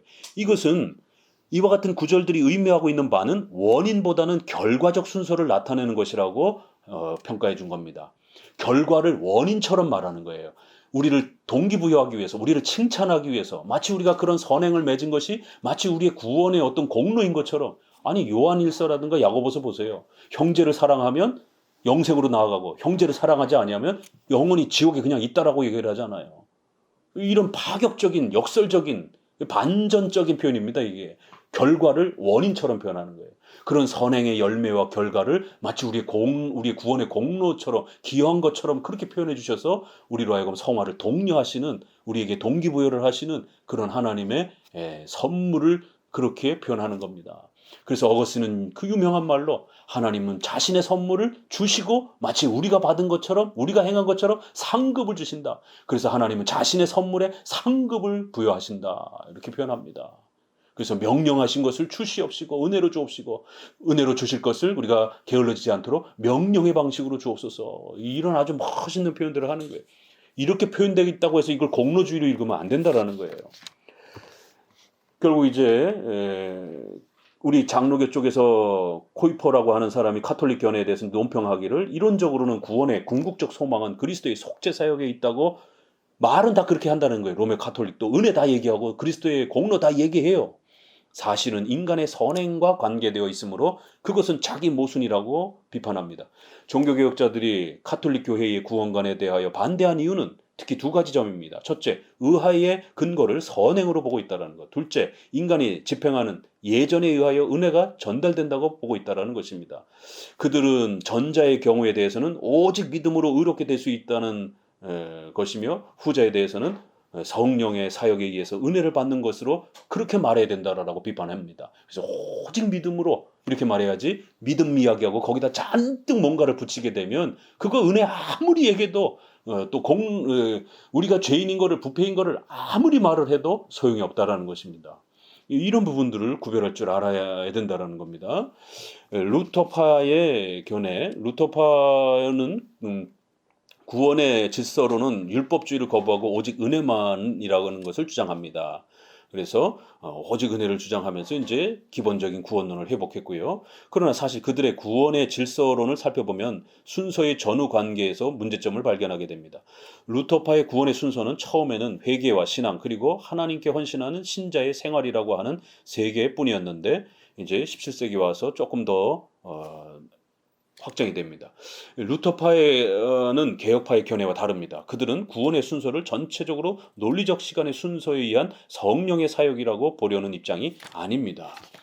루터파에서는 이제 1737년에 이제 이렇게 이야기하면서 이들은 신앙, 중생, 회심, 칭의, 이런 신비적 결합, 성화, 견인, 보존 뭐 이렇게 조금씩 나름대로 이제 발전을 하는데 결국에는 소명, 회심 그리고 중생이 뒤로 갑니다. 이게 특징이에요.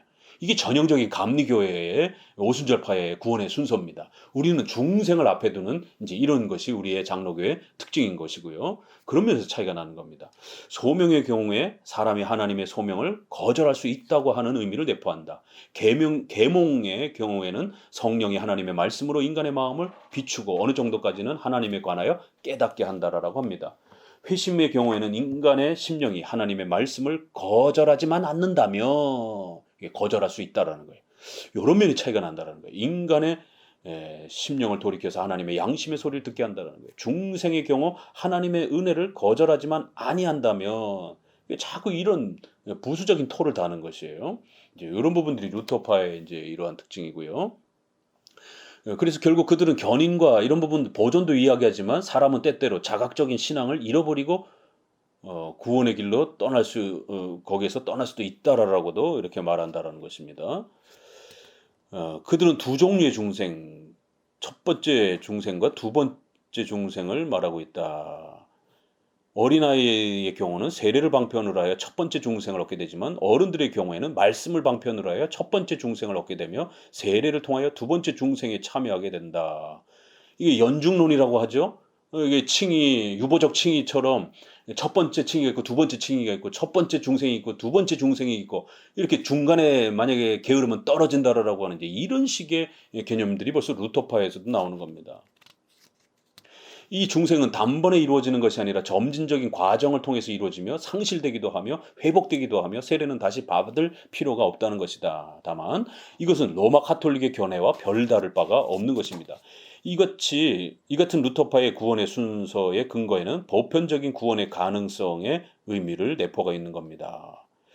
결국 이제 이들도 이렇게 이제 보면 그들은 그리스도의 사역, 선교, 소명, 계명, 회개, 중생, 신앙의 순서를 말하며 신앙에 선행하는 모든 것을 준비 은혜라고 봅니다.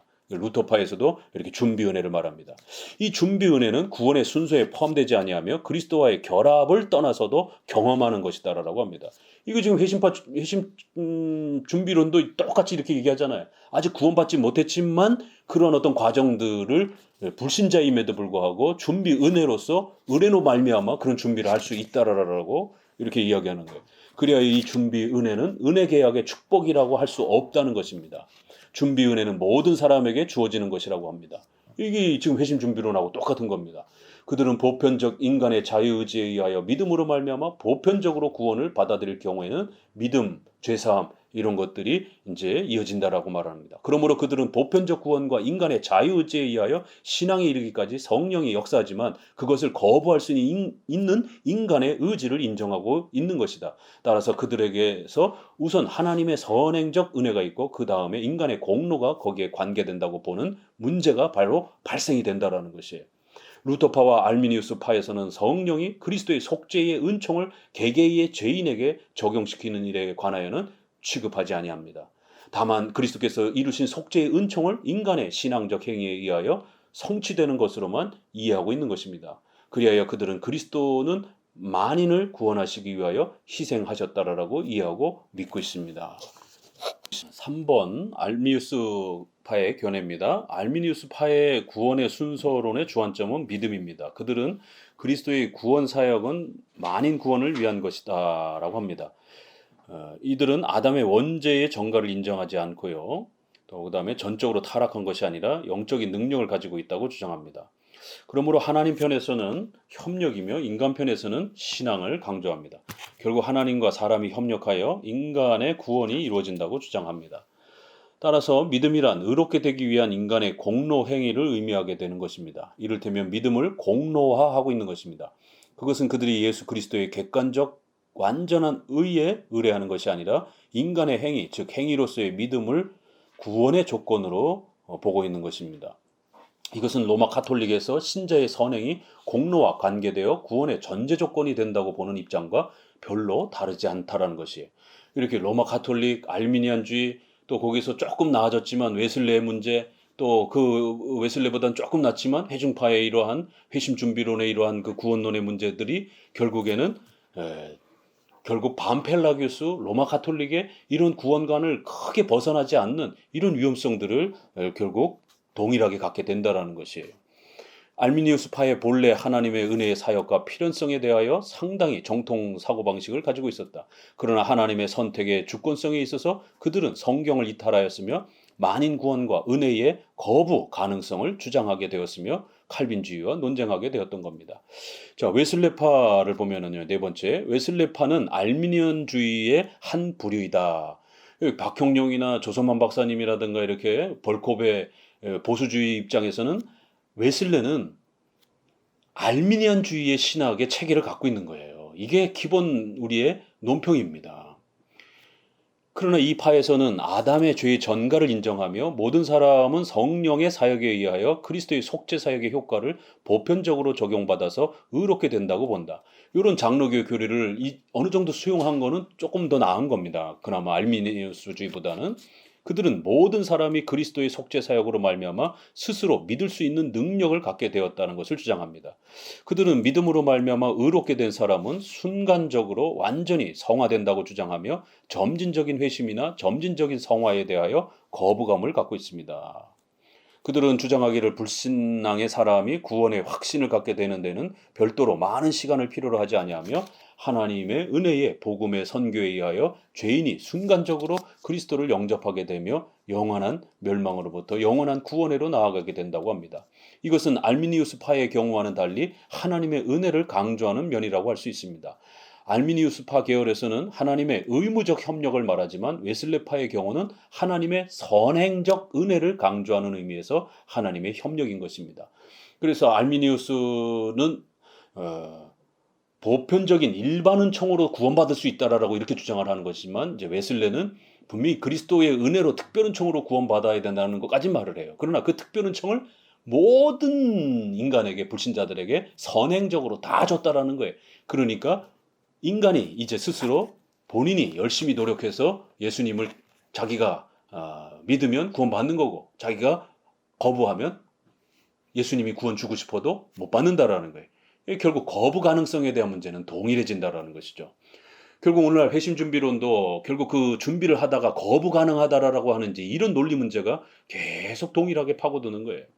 일반적으로 루터파나 알미니우스파에서는 구원의 출발점을 인간 편에 두고 있다. 결국 그들은 성령의 개개의 죄인에게 그리스도의 속죄 사역의 효과를 적용하시는 일에 대해서는 말하지 않는다. 다만 인간이 성령의 구원의 사역을 충당하는 것에 대해서 말한다. 그들의 견해에 있어서는 모든 것이 인간의 신앙 행위에 의해서 좌우되는 것으로 그렇게 평가를 하게 된다.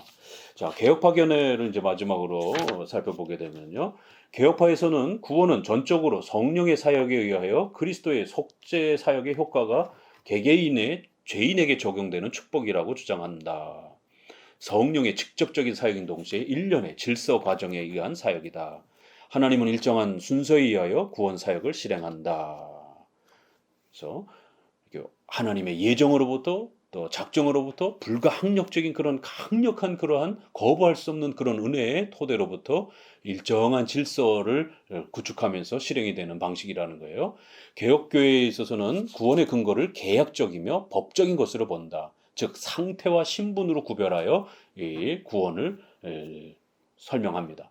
전자는 실질적인 영적 상태, 즉 하나님과의 계약 관계를 의미하며 후자는 법적인 신분, 즉 율법과의 관계를 의미합니다. 또한 신분은 칭의와의 관계이며 칭의는 법적인 문제로 그렇게 우리의 신분이 바뀌는 거예요. 그러나 계약 관계는 우리의 상태, 우리가 인격적으로 그렇게 성화되어져가는 우리 인간의 책임을 요구하는 또 그런 방식으로 펼쳐져가는 그러한 계약적이고 법적인 그런 방식으로 하나님이 여러 형태의 구원의 이 모습들을 우리에게 이렇게 드러내 보여준다라는 거예요. 그러나 근원적으로는 다 하나님의 은혜라는 겁니다. 구원의 순서는 전적으로 주권적 은총에 의하여 전적으로 성령의 사역에 의하여 진행되는 것으로 본다. 하나님의 주권적 은총은 하나님의 예정에 근거합니다. 이렇게 예정, 작정을 계속 언급하는 거예요. 그 구원의 기초로서는. 그러나 구원이 이제 펼쳐져가는 방식에서는 신앙과 회개는 우리가 해야 되는 거기 때문에 인간의 책임을 사용하는 수단과 도구로 사용하는 그런 방식이 얼마든지 있을 수 있다라는 겁니다. 공로로 사용하지 않기 때문에 이제 그게 이제 중요한 거예요. 개혁파에서는 그래서 성령의 구원 사역의 순서를 하나님의 예정으로 출발하여 그리스도의 결합, 소명, 중생, 회개, 신앙, 칭의, 양자, 성화, 견인, 영화로 본다. 그래서 이런 그 9가지가 대략적으로 이제 이렇게 형성된 그러한 구조입니다. 자, 요거를 이제 5절로 넘어가면 개혁파 교회의 신앙 문서들에서 이제 근거를 더 우리가 찾을 수 있는데요. 웨스민스터 신앙 고백이라든가 이렇게 도르트 신조 이렇게 보게 되면 벨기에 신조나 도르트 신조는 이제 지금 우리가 보고 있는 것하고는 조금 달라요. 16세기하고 17세기는 그 이 구원의 서정이 이제 막 논의가 되면서 그걸 하나하나 잡아가고 있는 그런 시대였기 때문에 지금 우리가 조직 신학에서 보는 더 많이 논쟁을 거친 이후에 정리된 더 이후에 또 이단들이 등장을 하면서 더 세밀하게 그거를 정리한 그 순서하고는 조금 다릅니다. 그래서 훨씬 더 포괄적으로 다루는 이런 부분들이 있기 때문에 칼빈의 기독교 강해를 그대로 끌어다가 오늘날 이렇게 구원의 순서랑 맞추고 이러면 안 됩니다. 왜냐면 조금 다르기 때문에. 예. 도르트 신조도 중생을 조금 넓은 의미로 이렇게 칼빈처럼 신앙과 회개, 성화까지 다 포함해서 중생에서부터 성화까지 다 포함해서 칼빈은 이렇게 중생, 신앙 이런 단어를 씁니다. 그렇기 때문에 우리가 좁은 의미로 지금 조직 신학에서 쓰는 거를 칼빈에게 그대로 대입하면 안 됩니다. 왜냐면 그 시대마다 논쟁하는 대상이 달랐기 때문에 그래요. 그리고 이제 결국 웨스민스터도 보게 되면 웨스민스터도 신적 작정으로부터 이렇게 시작해서 그 신적 작정에서 부르심이라는 제목 아래 거기에 부르심과 중생이 같이 있습니다. 중생이 따로 구별되어 있지 않습니다. 그 웨스민스터에는 아직 그거가 중요한 논쟁점이 아니었기 때문에 이렇게 부르심과 중생을 얼마든지 한꺼번에 포함해서 이렇게 이야기할 수도 있었습니다. 다음으로는 웨스민스터 신앙 고백에 대해서 서론에서도 말씀드린 것처럼 이렇게 구원론이 부족하다라고 비판하는 자들에 대해서 워필드가 카이퍼 성령론 서문을 쓰면서 혹자는 웨스민스터 신앙 고백에서 성령에 관한 장이 없다고 비평하고 있지만 그것은 오해다. 웨스민스터 신앙 고백서 10장에서부터 18장까지 9개 장이 성령 사역에 관한 장들이다. 이것은 곧 개혁파 신학이 성령론을 강하게 주장하고 있다는 것을 의미합니다. 칼빈은 성령의 신학자며 칼빈의 신학의 교리사적 공로를 성령론이라고 할 정도로 이렇게 개혁파는 이런 구원의 이러한 내용들을 성령의 사역으로 이해하는 것이지 오순절파처럼 쓰러지고 굶고 소리지르는 이제 이러한 내용이 아닌 것입니다. 오카다 미노루 교수는 하나님의 구원 사역에 있어서 성령의 사역 그 자체를 그리스도와의 신비적 결합의 사역으로 보고 그리스도와의 신비적 결합 그러면서 이제 순서를 지금의 이러한 9가지 순서로 이야기했고 벌콥도 마찬가지로 왜냐면 이제 한 400년 웨스민스터 뒤 400년은 논쟁하는 대상이 알미니안주의와의 논쟁 또 감리교와의 이러한 그 새로운 또 논쟁 이런 것들이 첨예화되면서 9가지가 중생도 더 좁은 개념으로 보게 되고 중생을 앞에 두고 신앙과 회개를 뒤에 두고 이런 부분들이 조금 더 선명해져야 될 필요성이 있었던 겁니다. 이렇게 구원론에 대한 부분 상호관계를 통일적으로 실행하여 나아가는 하나님의 은혜의 풍성함들을 이제 우리가 봐야 된다라는 겁니다. 이러한 구원론을 너무 또 이렇게 우리가 모든 신학자마다 완벽하게 이렇게 일치를 이룰 수는 없다라는 거예요. 왜냐하면 성경에서는 구원론을 굉장히 포괄적으로 다루기 때문에 그렇지만 이제 우리가 하나님의 예정에 의해서 불강력적인 은혜에서 구원이 시작된다라는 것, 또 중생이 먼저 시작이 된다라는 것, 이런 부분들 기본 핵심 개념은 또 우리가 서로 잡아야 된다라는 거예요. 그러나 조금 더 세부적인 것들은 학자마다 조금씩 다양성을 열어둬야 된다라는 겁니다. 개혁파의 구원의 질서의 특징은 오직 은혜만이 오직 믿음으로 구원받는다는 이런 부분들이 주된 또 초점이라는 겁니다. 즉 하나님의 주권적 독점적 은혜 예정에 그 근거를 둡니다. 이렇게 구원의 순서는 성령의 풍부한 지혜와 은혜에 의한 통일적이며 다양한 사역을 의미합니다. 이것은 성령의 질서 있는 행위로서 행위의 전후관계가 유기적으로 통일적으로 상호관계하고 있는 것을 의미합니다. 이것은 전적으로 성령의 행위인 것입니다. 그래서 이제 칼빈의 이러한 그 3권을 쭉 들여다보게 되면 신앙을 앞에 두고 중생을 뒤에다 둬요. 그러니까 이거는 감리교가 신앙을 앞에다 두고 중생을 뒤에 두잖아요. 그러니까 이제 감리교가 봐라 칼빈도 이렇게 얘기했다. 그러나 칼빈이 싸우고 있었던 대상은 다릅니다. 그래서 아직 이러한 논리 체계를 정확하게 잡고 있는 건 아니에요. 그리고 또 신앙을 굉장히 넓게 포함하고 있고 중생도 굉장히 넓게 이렇게 포함하는 거예요. 그런 개념 아래서 좀 봐야 되고 좀 더 우리가 좁게 본다라면 함부로 중생을 뒤로 빼서는 안 되는 것입니다. 이러한 그 구성들을 좀 잘 이해할 필요가 있습니다. 그래서 이상에서 주목되는 것은 신앙을 회개 앞에 놓고 있으며 이런 경우 회개를 신앙의 열매로 보는데 신자의 선행, 성화의 생활과 중생, 즉 회개를 계속적으로 설명한 다음에 칭의에 관한 설명을 하고 있습니다. 여기에 대해서 옥가다 교수는 말하기를 이것은 논리상의 문제가 아니라 구원의 질서, 이건 논리상의 문제이며 구원의 질서 문제는 아니라 이렇게 그래서 16세기 당시는 아직 그것이 논리의 일부분을 구원의 질서 형태로 아주 정확하게 이렇게 개념을 잡아준 게 아니고 그때 당시에 오직 믿음으로 구원받아야 된다라고 하는 이 신앙이 얼마나 중요했습니까? 그렇기 때문에 칼빈도 그 신앙을 앞에다 뒀고 신앙이 전체를 이렇게 구성하는 넓은 개념으로 이신칭의를 강조해주기 위해서 그런 구도 아래에서 싸운 겁니다. 아직 16세기 사람이라는 걸 기억하셔야 되는 겁니다.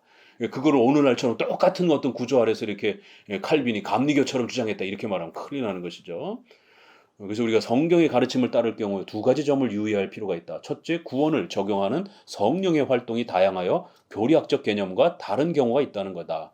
둘째, 구원의 질서의 과정에 있어서 상호관계가 굉장히 복잡하고 다양하고 유기적이라는 것이에요. 그래서 이런 부분들을 구원론에서 우리가 충분히 또 이렇게 접근하면서 이제 앞으로 다룰 구원론들을 적어도 우리 장로교 입장에서는 이제 이러한 하나님 중심적인 그런 구원관으로 이렇게 잘 다뤄야지 조금 인간의 회개와 신앙을 강조하려고 하다가 결국 인간의 공로가 주체가 돼버리는 이런 형태 또 그 다음에 외적인 그런 어떤 감정적 체험과 이런 부분들 지나치게 강조하다가 결국 샤머니즘적인 미신적인 성령운동 형태로 곤두박질 치게 되는 또 이런 위험들 이런 것들을 항상 조심하면서 구원론을 또 배워 가셔야 되는 겁니다. 감사합니다.